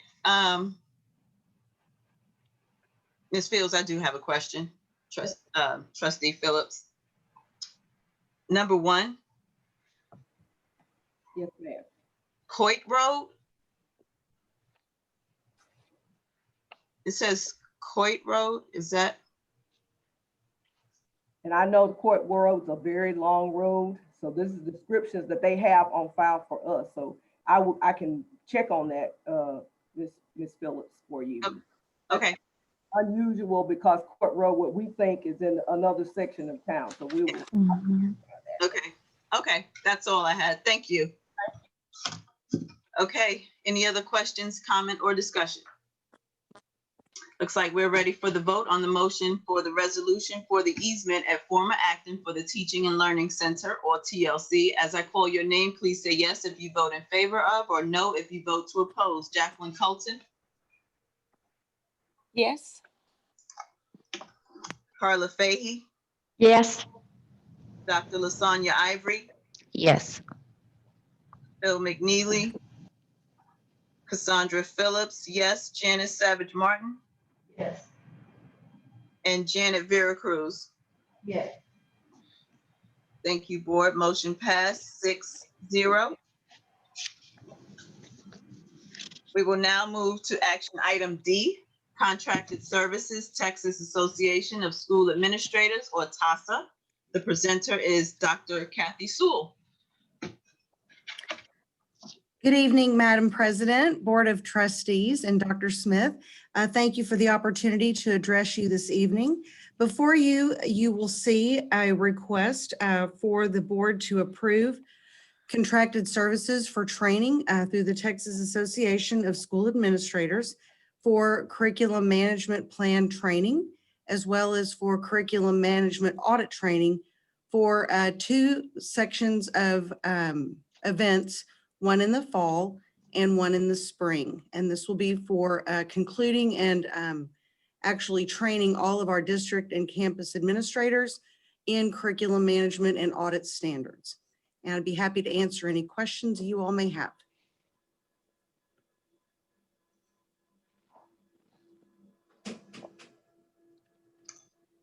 Thank you, Dr. Sewell. Do I have a motion in regards to Contracted Services, Texas Association of School Administrators, or TASA?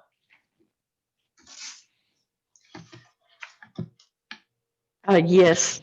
I'd like to make a motion that we approve the contracted services from TASA for curriculum management training at a cost not to exceed $90,000. Thank you, I trustee second. Martin, and trustee Savage Martin moved, and trustee Carla Fahey seconded the motion. If the board has a question, comment, or discussion, please state your name and whether it is a question, comment, or discussion.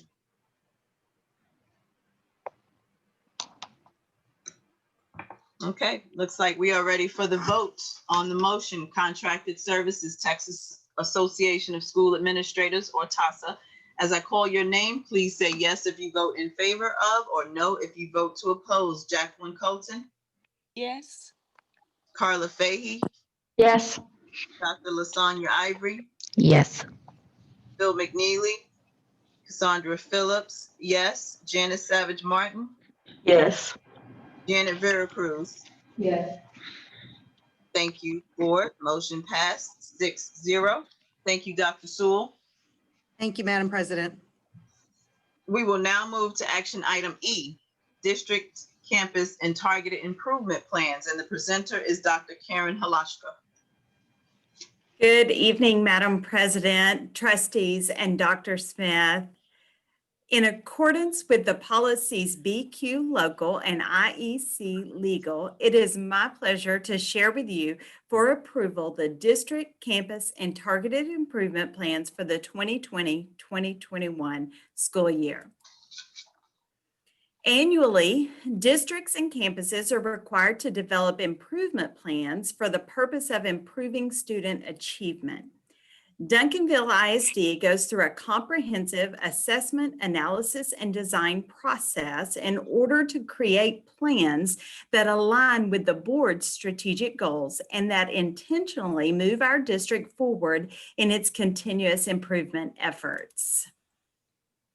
By policy, the board is required annually to approve only the objectives of the district and campuses. In Duncanville ISD, the objectives and goals at the district and campus levels are directly aligned to the board's 5-year strategic goals that are listed here. This ensures that all campuses and the district are headed in the same direction and working in alignment to achieve the targets set by the Board of Trustees. We can move the next one more.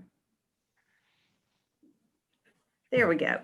Each campus and department also develops strategies to ensure the objectives set by the board 5 years ago are prioritized and met. This is the final year of the board's strategic plan and will be the final year in which the district will focus on the goals and objectives outlined by the board previously.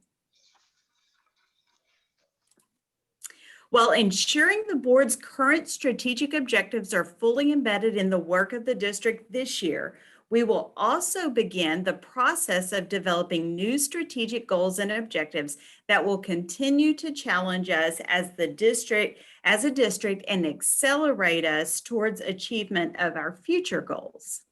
In December, January, we will work with a stakeholder committee to review our core mission and vision and recommend long-range goals, including those required by House Bill 3. In early spring, the board will consider the recommendation and make refinements and adopt the new strategic plan. This year, 2020-2021, we have integrated the targeted improvement plans with our campus improvement plans. The Texas Education Agency requires campuses that are identified for improvement based on state and federal accountability standards to create and submit targeted improvement plans, or TIP plans. The targeted improvement plans are created in alignment with the 5 levers of TEA's Effective Schools Framework. Even though campuses did not take STAR during the spring of 2020, the campuses identified in 2019 must continue to create and submit TIP plans. These campuses include those who were formerly rated improvement required, earned an F rating, or were rated for federal comprehensive improvement.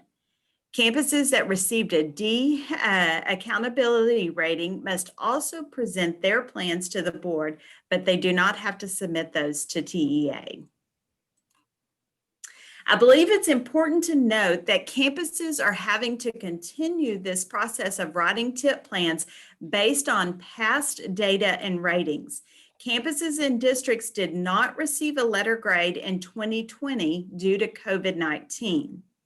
Acton, Alexander, and Hastings are writing TIP plans based on 2018 improvement required ratings.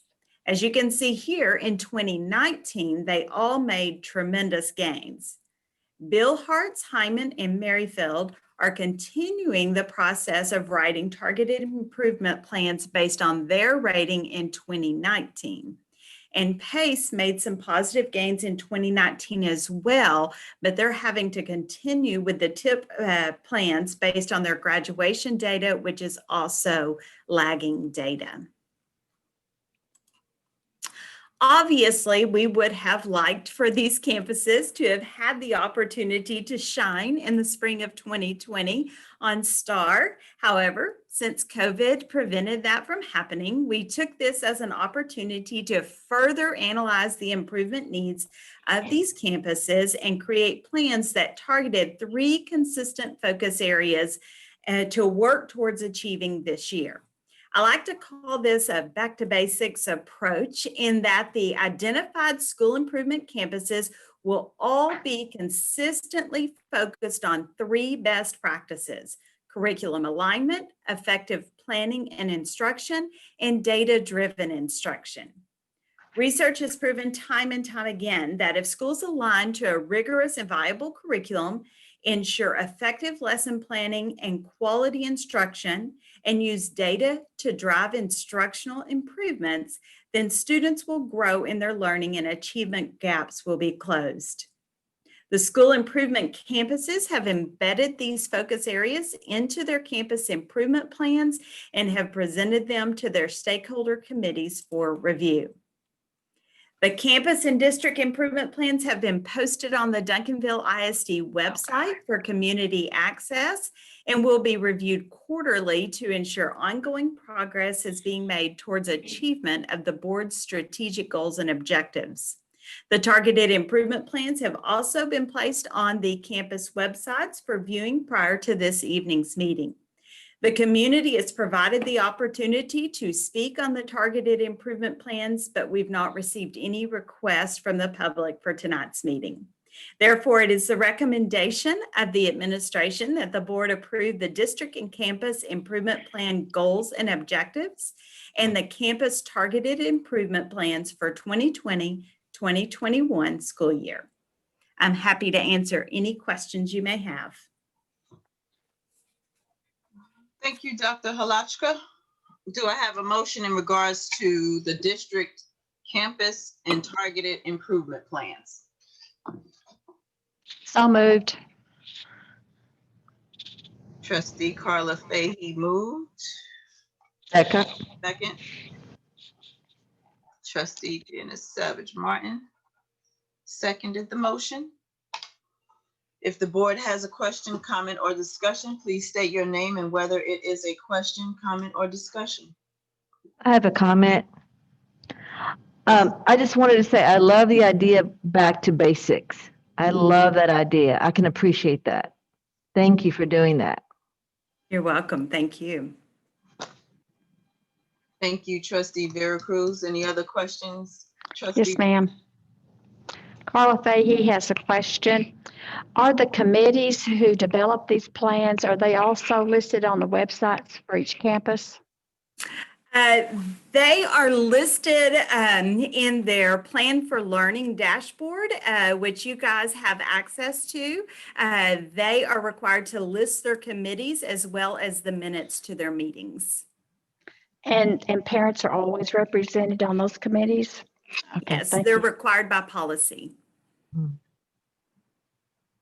Thank you, Trustee Fahey. Any other questions, comments, or discussion? Trustee Colton. Trustee Colton. Yes, ma'am. I have a question regarding the number of schools required to have tips. How does it compare to the 2018 grouping? And I know you provided a graphic. I don't know if that information was included in that graphic that was provided. Of how many campuses that were required to do targeted improvement plans the year prior to that? Is that your question? Yes, in 2018. In 2018? Mm-hmm. I do not have that information directly, but I can definitely provide that to you. Between 2018 and 2019, there was some changes in how improvement plans and requirements for schools that were not necessarily performing at the level as expected by the state. The requirements changed. Originally, in 2018, they were still doing what was called a TASE plan, and then they switched to a targeted improvement plan. And so with that change, the requirements and which campuses had to complete these plans also adjusted. But we can definitely find that, get that information to you. Okay, thank you. I appreciate that. Thank you, Trustee Colton and Dr. Halachka. And Trustee Fahey has a question, a comment, or discussion? This is a question. The one page with the pluses and minuses that is not included in our board book, would that be available to us? Yes, ma'am, of course. Okay. Thank you. Thank you, Trustee Fahey. Any other questions, comment, or discussion for Dr. Halachka? Okay, thank you, Dr. Halachka. Thank you. We are ready for the vote on the motion. District, campus, and targeted improvement plans. As I call your name, please say yes if you vote in favor of, or no if you vote to oppose. Jacqueline Colton? Yes. Carla Fahey? Yes. Dr. Lasagna Ivory? Yes. Bill McNeely? Cassandra Phillips? Yes. Janet Savage Martin? Yes. Janet Veracruz? Yes. Thank you, board. The motion has passed 6-0. We will now move to the information discussion agenda item A, communications and public relations report. And the presenter is Tiara Richard. Good evening again, board, Madam President, Dr. Smith. I am proud to come before you and tell you the great story of the work that the communications and public relations team has done over the past year and has planned for the upcoming school year. Normally, whenever we do our updated report about the communications team, I have my team join the meeting and be there in person. And so I wanted to virtually at least introduce you to them. Laurie Barriger is our director on the team. She manages quite a bit of our news media. She is a strong and avid writer and photographer. Lucy Lopez, you would have seen in tonight's meeting taking photographs, but she's also our social media, I call her our social media guru. She understands it inside and out and does a great job with it. Hillary Hobson's our video and graphic designer. Many of the videos you see throughout the district are Hillary's work. And so our Made with Pride video tonight was the work of Hillary Hobson. And then Kim Bauer, who's our webmaster and graphic designer. And Carol Ritteman, the communications secretary. She keeps the team in line, and she's what we refer to as our historian, the person who has been here the longest and knows the most and helps us with who did what when. And then Miss Mary Fallon, so many of you see Mary at the front desk. She's the district receptionist. And she is the person who I call the voice of the district, because when people call and they have questions, they almost always run into Mary first. And so next slide, please. So as part of the communications and public relations team, as you know, our focus has been over the last 4 years intensely more directed at marketing, making sure that we're telling the story of our district across multiple platforms and honing in on making sure that people understand what we do here in Duncanville ISD. One of the premier programs that we've been highlighting over the last year was My Future, My Choice.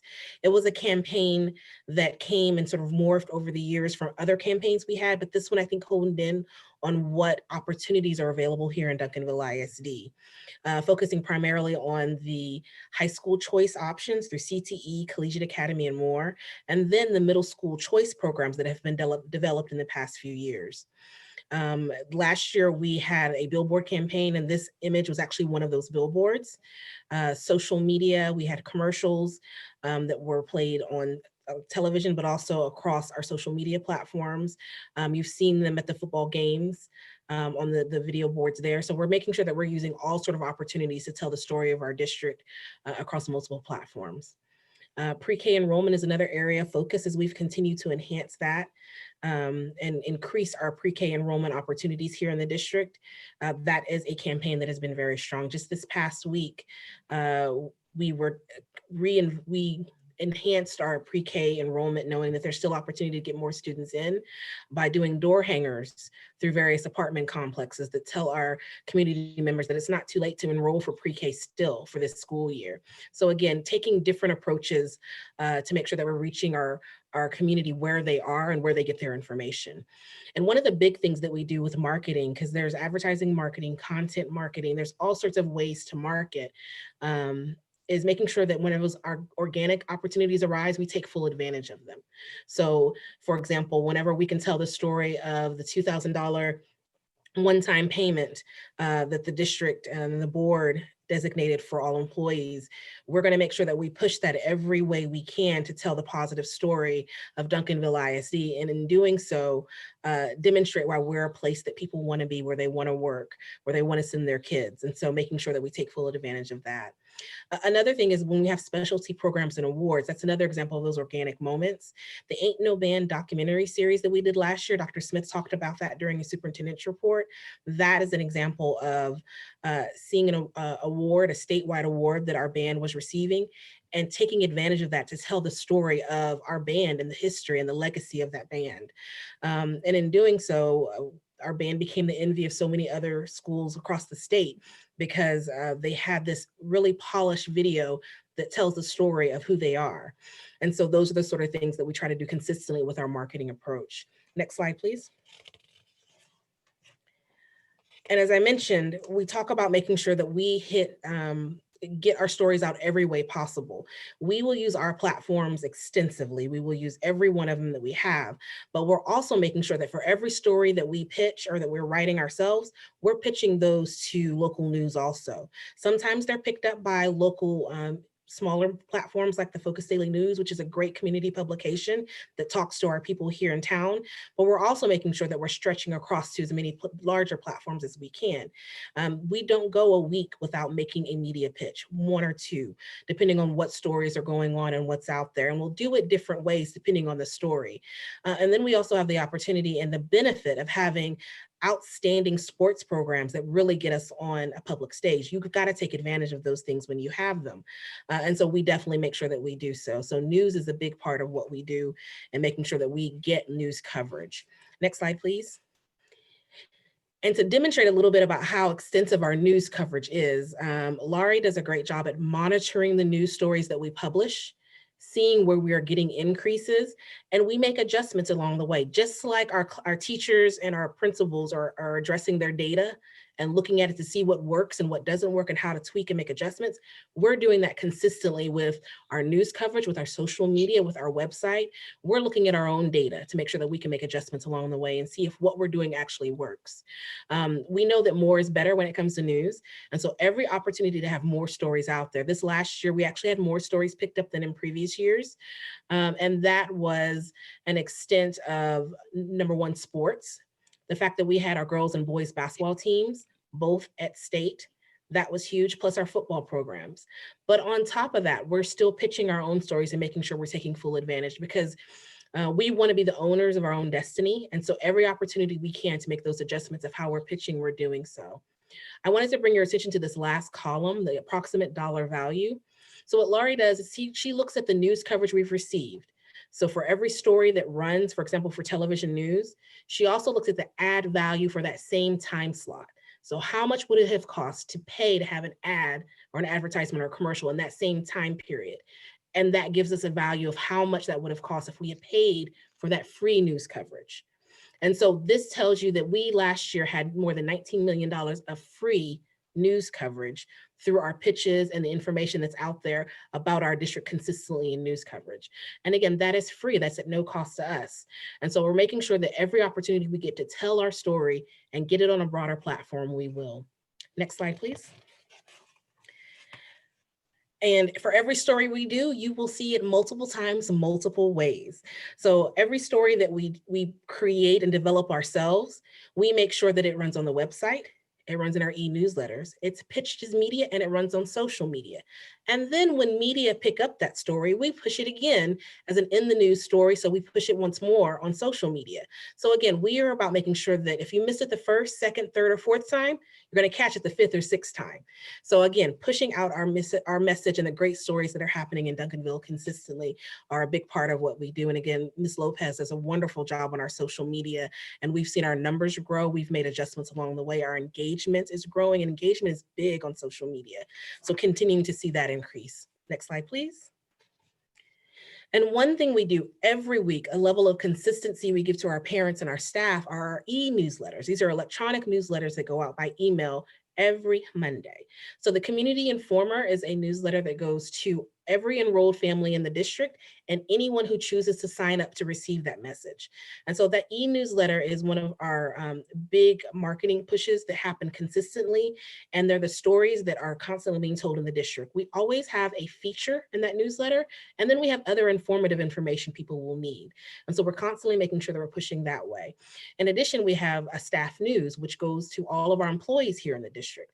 And we've noticed a trend. Usually at the start of the year, we have a high engagement and high number of people reading these newsletters, but that's once you get 2 or 3 weeks into the school year, that can taper off. People get busy, they get involved, but that hasn't been the case this year.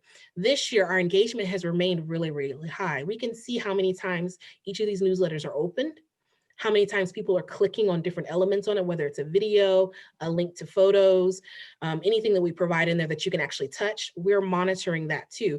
And the engagement on each of these newsletters has been exceptional this year. So we know that our families and our staff, they know where to go to get information, number one.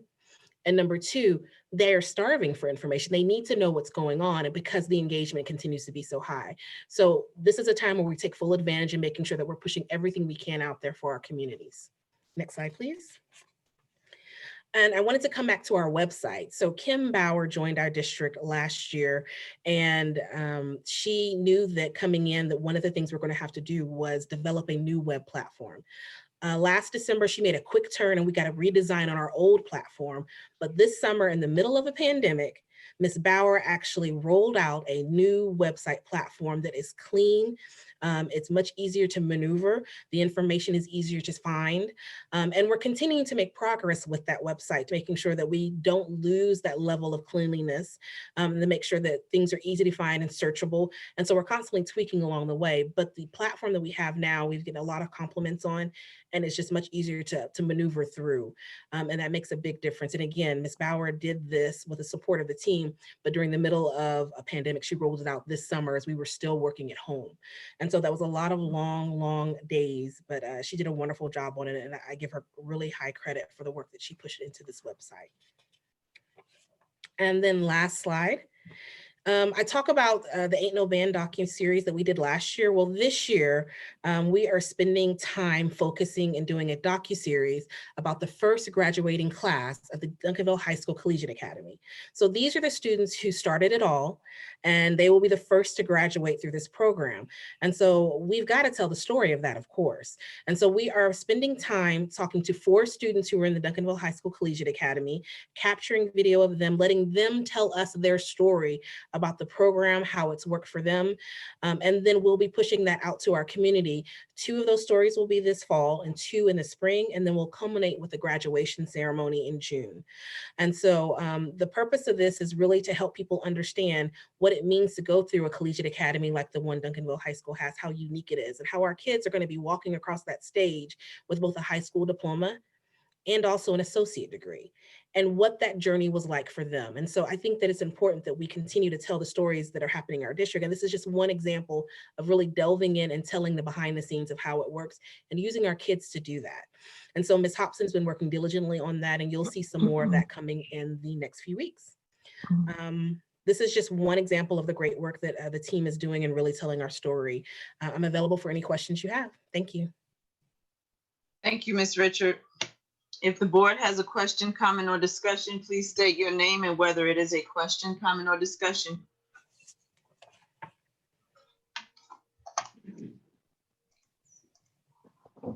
Okay. Okay.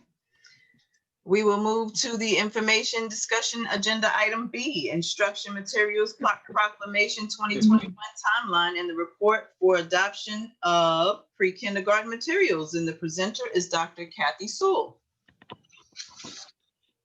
Okay, good evening again, President and Board of Trustees and Dr. Smith. Just wanted to provide our board a quick update on our instructional materials and our adoption for this calendar year. And we can go to the next slide, please. So our proclamation for this year, 2021, is over pre-kindergarten and early childhood education systems. And so what that means is for this year, we will have our state adoption under the proclamation. And then that will happen this fall, where we are putting our committees together. We're including stakeholders. We'll have a community showcase. We usually have those at Reed Auditorium. We'll see how that pans out in COVID, but we will have something definitely to get community input. And then we will bring those recommendations and bring that information to you all at a later time. More than likely, it will be between February and March when the committee has completed its deliberations, has studied all of the materials, and gotten sufficient feedback from everyone involved. And then we'll bring this to you for adoption in the spring for implementation in our pre-K classrooms for the 21-22 school year. And so just to answer, a couple of questions and an overview as to, what classes does this entail? Our pre-kindergarten covers our general education classrooms. It also covers our dual language and bilingual classrooms, as well as the classrooms that are served in early childhood through special education. One of the things that we did want to focus on as well are non-negotiables. And our non-negotiables are listed here that we adhere to our state pre-K guidelines. The materials must be aligned to those standards. They must be available in both English and Spanish. And we must have materials that are both offered for digital consumption as well as print.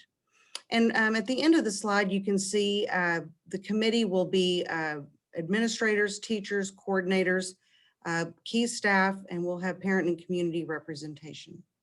Okay, next slide, please. And this is just a real quick timeline that just shows you, kind of recaps what we'll be doing this fall. Our committees will gather and virtually and look at the review of materials. They will put together a subcommittee, which Dr. Sylvia Martinez is in charge. She has begun that work and started those processes. And we will conduct a staff needs assessment to see what our teachers and what our staff think are very important things and what our needs are, so that we look at the correct materials that match our needs the best. Then in the spring, we'll continue reviewing and selecting The IM stands for instructional materials. We do have a contract with a company called Learning List, and Learning List vets all of the instructional materials under adoptions across the state. And so they are a group that puts a lot of expert eyes and alignment protocols in place to help districts guarantee that we have as much alignment to 100% as possible. Then we will bring the adoption of the instructional materials and seek your approval as a school board of trustees. Then we will order the materials. And then in the summer, the materials come in. We'll be very excited to get those to our teachers and our staff at the schools. And then we'll engage in professional development so that all of the teachers and administrators that will have the materials will be properly trained, and they'll be able to implement as we begin our next school year in August. And that's just a quick overview of kind of where we are in the process. We'll be bringing more information to you as the months go by, but we wanted to let you all know what was happening and what was being planned behind the scenes, and the committee meetings that'll be coming up, just to see if you had any questions or to be able to support. Thank you, Dr. Sewell. If the board has a question, comment, or discussion, please state your name and whether it is a question, comment, or discussion. Dr. Lasagna Ivory, question. Dr. Ivory. Dr. Sewell, I was wondering, is there a needs assessment created for the parents? The needs assessment, thank you, Dr. Ivory. The needs assessment is comprehensive. Dr. Sylvia Martinez is here with us this evening in our board meeting. Oh, there she is. In terms of parents, I would say yes, but she would have more detail on that to answer your question. Dr. Martinez? Good evening, Madam President, School Board, and Dr. Smith. Thank you for the opportunity to share my feedback. Dr. Ivory, specific to your question, up till now, the needs assessment that has been provided has been specifically sent out to our staff, including our subcommittee and our teachers. And so the manner in which we have sought feedback from parents is by inviting them to serve on our committee. I will share that this has been a challenging year for input from our parents as far as serving on the committee itself. And that's the extent of the work we've done. We had about 30 folks already. We already sent out the needs assessment. We had about 30 folks respond out of about 54 that it was sent to. So the only way for parents to get feedback is if they're on the committee? At this point, yes, ma'am. That's the way it's been designed.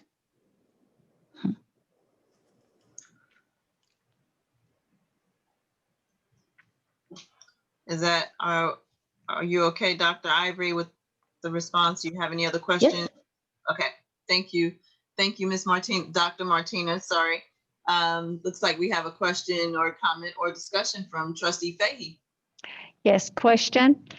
My question is the showcase that's normally at Reed, if it is virtual, will all parents be able to see the books in some way online? Dr. Sewell, may I speak to that? Yes, that'd be great, Dr. Martinez. And just as a prelude to her response, we have had a lot of success with our parent webinars with Ms. Zamora and our family engagement team. And so we can also use that as a venue to garner parent feedback as well. Dr. Martinez, yes, please comment and join us with this. Yes, absolutely. So I want to expand on what I was sharing with Dr. Ivory a moment ago. The operations that happen in the fall are extended in the spring. And so typically, as Trustee Fahey was just alluding to, in the spring, we typically have a showcase and our parents are invited to that showcase. Where we currently are in the process is reviewing the materials to begin the selection and narrowing down of the materials. So after we've narrowed them down to about our top 2 or 3, that's when we have presentations. That's another opportunity for our parents and community to give feedback. So we're just at the early stages right now. So Ms. Fahey, to give you, Trustee Fahey, to give you information back specific to your question, right now, yes, we have developed a newsletter that we're using internally that has access to the materials that are currently under consideration and review in our district. And there's links where those can be viewed digitally. Anyone in the public can access the TEA website to see all of the materials that are going before the state board for approval this month. And the ones we've narrowed it down to are in a newsletter that we're using internally and we have created. To extend on that as it relates to what will happen as far as showcasing, a lot of that will be determined once we get closer to that time frame, which right now we have scheduled early January when we'll do our publisher presentations. The piece that's critical there is what will public viewing look like. We currently have materials already set up at PACE in room 203. So we're very proud of the fact that we have materials in district. If we are able to safely create a way for those to be reviewed, then once we've narrowed those down to 2 or 3, then we would like to do that. But right now, everything is available virtually. And then we also have the materials available once we determine that we do have procedures in place that we could safely have folks to handle those materials and view them. Thank you. You're welcome. Thank I have you. a question. Okay, thank you, Trustee Fahey, Dr. Martinez, Trustee Veracruz. I do. Dr. Martinez, can you tell me on the English and the Spanish materials, will there be a committee overseeing the Spanish? So we have 2 levels of committee. The first level is what we call our core adoption team. And on our core adoption team, we have our central office folks that serve on that represent both our gen ed and our bilingual side. So for example, we have our director of early childhood and language acquisition, who's Miss Erica Reyes. We also have coordinators from her department serve on that core adoption team. So they serve more as a steering committee. Then an extension of that, which we start a bigger layer and we involve more people, is our subcommittee. So the subcommittee has gen ed teachers, it has bilingual teachers. We keep it all together as one committee because our goal is to select one material that's going to meet the needs of both groups of students. And that'll allow our teachers to collaboratively plan and have alignment across the board. Thank you. Appreciate that. You're welcome. Thank you, Trustee Veracruz and Dr. Martinez. Any other questions, comment, or discussion? Okay, thank you, Dr. Sewell, Dr. Martinez. Thank you so much for your presentation and answering the questions. Thank you. Thank you. Okay, we will now move to information discussion agenda item C, reopening plan update, and the presenter is Dr. Mark Smith.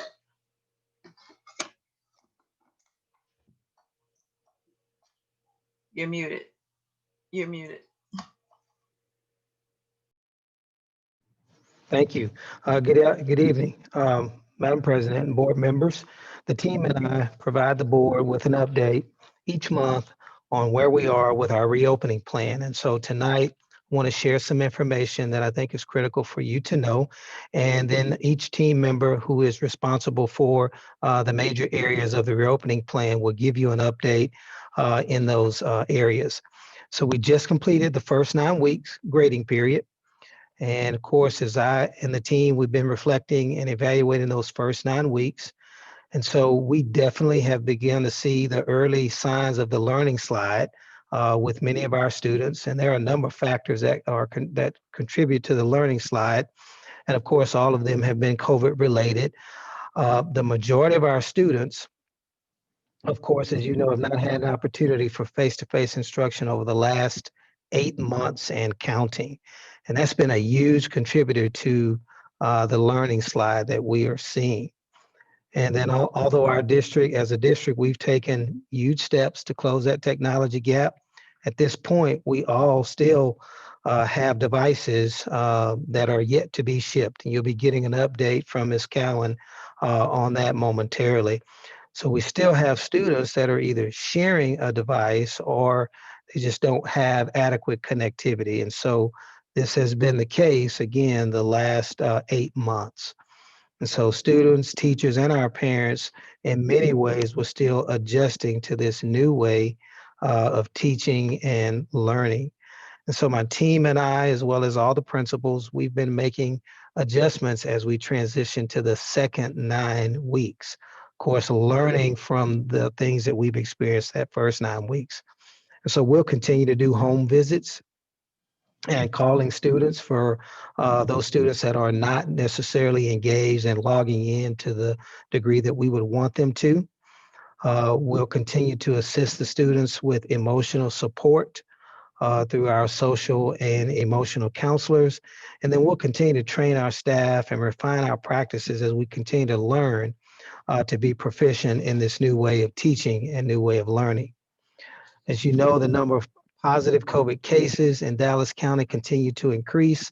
The latest numbers, which we track on a weekly and really daily basis, as of last Friday, Dallas County had 1,546 additional positive cases, and the 7-day average was 958, which is almost 1,000 cases that we've averaged over the last 7 days. And there have been several school districts in our area that have had some type of temporary closure of their school or of a particular wing of a school or a particular class within a school. And so with the obvious increase in cases, with the predictions that things will get worse in the upcoming months before it gets better, as a district, we're continuing to take the necessary precautions to make decisions to keep our staff and our students and our community safe. And so last week, I sent an email to all of our staff, and it really was just outlining some of the precautionary steps that we're taking, such as no large group meetings for our professional development and training and other gatherings. Instead, we'll be using teleconference methods to conduct our principals meetings, our monthly department leadership meetings, and a number of other meetings that we typically would conduct in person. We are now transitioning to teleconference methods. We are restricting group meals. As we track our data, it is clear that a lot of our positive cases occur when our staff members are eating lunch with their colleagues. And we've had to quarantine many staff members as a result of eating lunch with their colleagues. We also have limited our ticket sales to our football games. Right now, we're at 50% capacity. Based on the feedback that I'm getting from other superintendents in our area, as well as Judge Jenkins and the Health Advisory Committee, we may be ratcheting that number down to about 25 to 30% capacity as the COVID numbers continue to rise in our area. For example, just to show you how quickly things change, just tonight we had to cancel a basketball game with Trinity High School because they had to close their school due to COVID. So that just happened just this evening. We got that information. So it is truly a moving target, and we're truly having to adjust at a moment's notice. Many schools discuss not having spectators at all to basketball games at this point, as well as football games. At this point, we've just limited tickets to parents and players and coaches for our basketball games, which are our current in-season sports. We also want to make sure that we accommodate our community. So we are live streaming our games so that they are visible to our community. And then we'll just continue to watch the data in the event that we have to make even more restrictions as we move closer to the winter months and the flu season. I continue to meet each week with Judge Jenkins and the Health Advisory Committee, as well as superintendents in the region. And we are discussing these issues on a weekly basis. And then really with the superintendents groups, we're always following up on a daily basis. Although our communities are different, our districts have different sizes and shapes to them, we are all experiencing some of the same challenges, and we're relying on one another as we try to navigate these waters. My team is prepared to provide the board with updates and answer any questions, of course, as we need to. I do want to share, board, you have this hard packet here. Each of you should have one so that if you want to follow along this evening with us as we review the information, please feel free to do so. At this time, I'm going to turn it over to Dr. Halachka, and then you'll hear from several members of the team who are responsible for certain areas of our reopening plan. Dr. Halachka. Yes, good evening, Madam President, trustees, and Dr. Smith. It is my pleasure to share with you this evening an update on our reopening of schools. As more of our students return to in-person learning, we want to continue to provide you with updates on enrollment and attendance and the methods of instruction our students are selecting. In addition, tonight we will discuss the data associated with COVID-19 cases among our students and staff, and we'll end with some positive news regarding the personal protective equipment and technology that have been provided to our campuses and are targeted for deployment. We'll start this evening with giving you an update on our current enrollment and attendance numbers. Our student enrollment is remaining steady at 96% of our projection. This consistency is a good indicator that we have students that are committed to Duncanville ISD and are staying enrolled amid the pandemic. Our attendance average is about 2.4% below where we were at this time last year. The attendance of our high school students continues to be our biggest challenge, but our team has continued to work diligently to reach out to our truant students and work to re-engage them in learning. Since the beginning of the year, we've conducted over 823 counseling sessions related to specifically attendance and 276 home visits. We'll continue our efforts as we work to minimize the learning slide of our students. During the first 9 weeks grading period, 69% of our students were virtual learners. On November 9th, we started our second 9 weeks grading period. And as you can see here, we have more students that have selected in-person learning as their method of instruction. Although each campus varies, our elementary campuses have the largest percentage of in-person learners at about 56%, and our high schools have the largest percentage of virtual learners at about 60%. We, of course, anticipate we will see even more students return to in-person learning for the third 9 weeks. The window for selecting a new method of instruction will open after the holidays, beginning January 4th. When we look at our COVID-19 tracking data for students and staff, our numbers typically trend consistently with what is happening in our community. As students return in person, we did see an increase in our overall cases. However, our overall percentage remains low. Since school started, we have had 44 total positive student cases, including 24 in-person and 20 virtual learners. This equates to about 0.4% of our total enrollment. Currently, we're monitoring 20 positive cases. However, only 12 of those were on a Duncanville ISD campus, which is less than 0.2% of our in-person student population. We are continuing to be cautious and will quarantine students when we identify symptoms or receive notice that they've been in close contact with an infected person.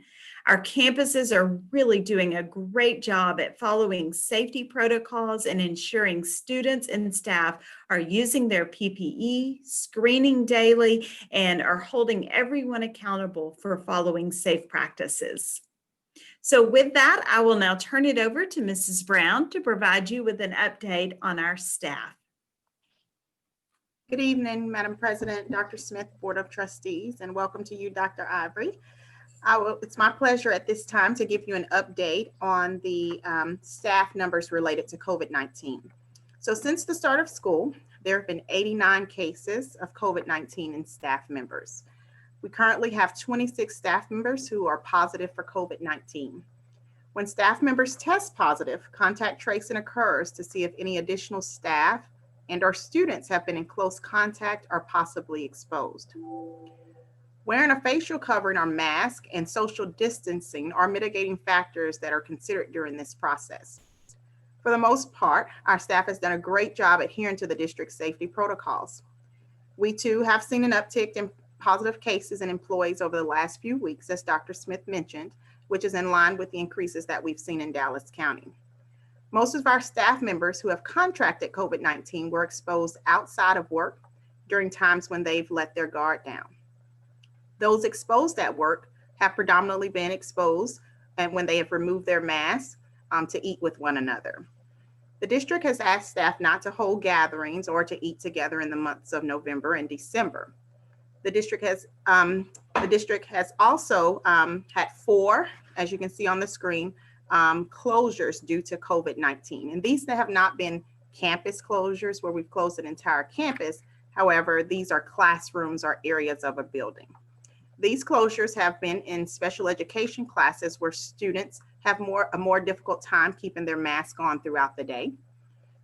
In an effort to further protect students and our staff in these classes, decisions were made to temporarily close these classes. During this time, students continue to receive their instruction virtually. The 4th closure was in the counseling department on the east side of Duncanville High School. Due to the number of positive cases in this area during a short period of time, the decision was made to temporarily close this office to protect staff and slow the spread. Our counselors were still able to work from home and support students virtually during this time. It is important to note that on any given day, there may be a number of employees who are not at work due to being quarantined, exposed, experiencing symptoms, or possibly awaiting test results. To the greatest extent possible, our professional staff are asked to continue their duties from home during this time unless they are too ill to do so. Although the numbers are continuing to increase, we are continuing to implement our processes with fidelity and keep our focus on the safety of all students and staff, as well as providing optimal learning experiences for our students and support for our staff. Thank you. I'll turn it back over to Dr. Halachka. Thank you. I will actually turn it over to Mrs. Fields to talk about our personal protective equipment. Again, good evening, board members, Dr. Smith. For the update for our PPE, our personal protective equipment, we're delighted from last month to this month to report to you that we did indeed purchase 12,000 clear portable desk shields for our students, and they arrived a week or so ago and have already been deployed to campuses. And you saw the video, perhaps you saw some of them on the tables and the desks. So our students do have those in their hands. Additionally, we've been working on this project since September regarding the plexiglass for our receptionist areas, some of our paraprofessional areas. All of that has been completed. However, we do have a few locations where we're having to replace the plexiglass due to a manufacturer's defect. It's not as clear as we would like for it to be, or maybe not as high as the individual needs it to be, depending on their assignment. So we're working through that, and we're waiting on manufacturer. Everything's a little slower now with COVID because everyone's doing the same thing, yet we are basically have everyone taken care of in that area. Additionally, I think last month was someone asked about face shields for students, one of the board members. And so we went right ahead the next day, ordered those, and they arrived last week. And so they've already been deployed out. So we have face shields, the clear ones with the foam around the head for our little ones and our older students. And then lastly, on the slide there, you have getting prepared for the winter, the flu season and spring. And so because we want to be proactive and not reactionary, we've already ordered PPE for our staff and students, replenishing the supplies that we have already with our hand sanitizers, our chemicals for our misters, the handhelds. We've already ordered that. Those particular things are already here in our warehouse and ready to be deployed as soon as we return back from Christmas break. And we'll be ready to do that. And lastly, and it's not on the slide, we got good news last week from Region 10, where the state is sending us another 30,000 reusable masks for our students and staff. And so my team will pick that great warehouse team you saw earlier. They'll be picking those up for us on tomorrow. And now, if you don't have any questions for me, I'm going to pass the mic to Shantae Cowan. Good evening, Madam President, Board of Trustees, and Dr. Smith. I am here today to provide you all with an update from technology. So if you just take a look at our first slide, in regards to our device deployments, I do have one exciting update to share. I recently received notification that our 2,745 Chromebooks are no longer scheduled to arrive in February, but instead they'll be available as early as next week. So we are really excited about that. We're working with campuses to schedule those deployments, and so yeah, many of our students will be able to have access to those devices. Next slide, please. All right. So many of you may recall that Brad Hamrick, our Director of Transportation, and I provided you all with insight regarding our Wi-Fi bus pilot in our previous board meetings. As you can see on the right, we're getting very close to being able to launch our pilot. Our operations team, our transportation department, is in the process of securing approvals at various locations for where we're going to park the buses. And so that might be apartment complexes, housing areas, etc. Once this is complete, our communications department will push out our marketing plan and then, of course, launch the pilot. So there'll be more information to come about that project. Next slide, please. All right, and then lastly, I would like to provide you all with an update regarding our 216 swivel kits, as well as our remaining student device needs. Just quickly, I just want to remind you all what a swivel is. If you look at the picture on the right, you can see it is basically a device that captures video via an iPad on a robotic device. So teachers will wear a device around their neck on a lanyard called a marker, and the marker actually communicates with the swivel kit, which is the iPad that you see on the right-hand side on the base called our robot. And as a teacher moves around the room, the robot, in essence, follows them, and they're able to record the session. So those are the kits that I'm referring to here. So we are pleased to say that they have arrived. And so our technology team, we are in the process of preparing those for deployment. We are also collaborating with our curriculum and instruction department regarding our training strategy so that we can ensure that our teachers and staff are properly trained on how to use the devices. Our goal is to have everything deployed out by the end of this month and then into early December. If you look at the bottom, you can see another section called our student device needs. Although we have deployed many devices to our students, we do have some students who are still in need of a device. If you look at the chart indicated on the slide, you can just kind of see the numbers of where we stand at this point. As our new devices come in, I do feel confident that we'll be able to address many of those outstanding needs. And also, you may have heard earlier from Ms. Richard about the grant from the Education Foundation. So they'll be giving us $100,000 to be able to purchase devices. And so with that $100,000, we'll be able to purchase additional Chromebooks as well as hotspots. So that 55 hotspots that you see there will be able to purchase and address the needs of those students. Also keep in mind that these numbers change constantly as students continue to have needs. Our team is working to try to get those needs addressed. So that's what I have for you as far as our update. I would like to pass it over now to Dr. Halachka.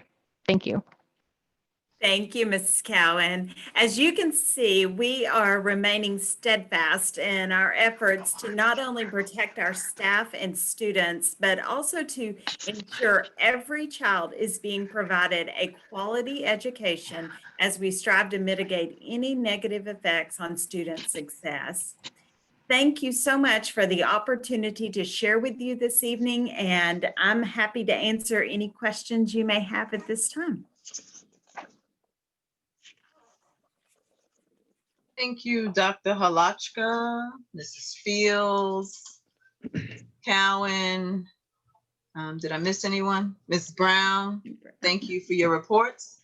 If the board has a question, comment, or discussion, please state your name and whether it is a question, comment, or discussion. Trustee Fahey, you'll need to unmute. That wasn't a question? Okay. Madam Dr. President? Smith? Yes, ma'am. Madam President, may I just point out something, please? Yes. Ms. Cowan, if you could go back to the slide where you're showing the swivel kits and the student device needs. Yes, sir. And what I want to point out is just the work of your team and your department and the support from our board, because in the still needs column, if my math is correct, just off the top of my head, that's probably about 300, a little 300 or so that are still in need. And when you compare that to where we were this summer, those numbers were in the thousands. So I want to really point out how we've closed that gap.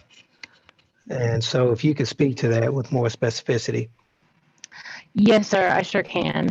So if we look at the slide, my team's working on getting that up for me. Yes, we have been able to close the gap. We have students, of course, that are virtual, and we have some that are on site.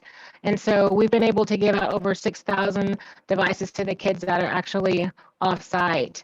Now, we also have to keep in mind that there are students who do share devices. And so those numbers still, there may be more of those students out there, but they have not requested a device. The numbers that you see there are based on our students who are asking for a device, and they may possibly be on a wait list. And so we're working to try to get those kids their needs addressed. And so we definitely have been able to give out several devices, and excited to give out more in the coming weeks. Yeah. Thank you. You're welcome. Thank you, Madam President, for giving me an opportunity to point that out. Yes, sir. Thank you. Thank you all for that, for the hard work, the dedication, the commitment to our students and staff. We appreciate you all. Okay. Any other questions, comments, or discussion? Okay, we will now move to communication from citizens. And we have received one response from Ms. Carmen Edmerson. And I am going to ask Miss Edmerson to come up, and you'll have to, you're muted. Tiara, she's muted. Thank you. Good evening. Hello. Hello. Hi, can everybody hear me okay? Yes, ma'am. Good, awesome. I want to thank everyone for all that you do for helping this district to be all that it can be. And I also just had a question. I wanted to know how the rezoning of the city of Duncanville will affect Duncanville ISD. And then I had more of a comment. The last thing I wanted to make sure that this body understands is that just like I don't judge if you all don't ask questions when somebody presents information, I don't want you to judge this district as having parents that don't care because they don't come to these meetings. These meetings, and I do appreciate you all being here, they are lengthy. And so sometimes it's a little hard to make time in the schedule. So I don't want you to assume that there are a bunch of people in this district that do not care. There are a lot of people I see, including myself, who take the time to help our students, help our campuses. And so please just don't take that as lack of participation here as meaning that we don't care. Thank you. Thank you, Ms. Edmerson. We really appreciate your comment and your question. And because the board cannot legally act on items that have not been listed on our agenda, we will get your question to our superintendent, Dr. Mark Smith, and we'll get a response to you. But we really appreciate you for taking the time and sharing your thoughts and your comments tonight. Thank you. Have a good evening. Okay, being that there are no further items to discuss, This meeting is adjourned. Thank you all for being here.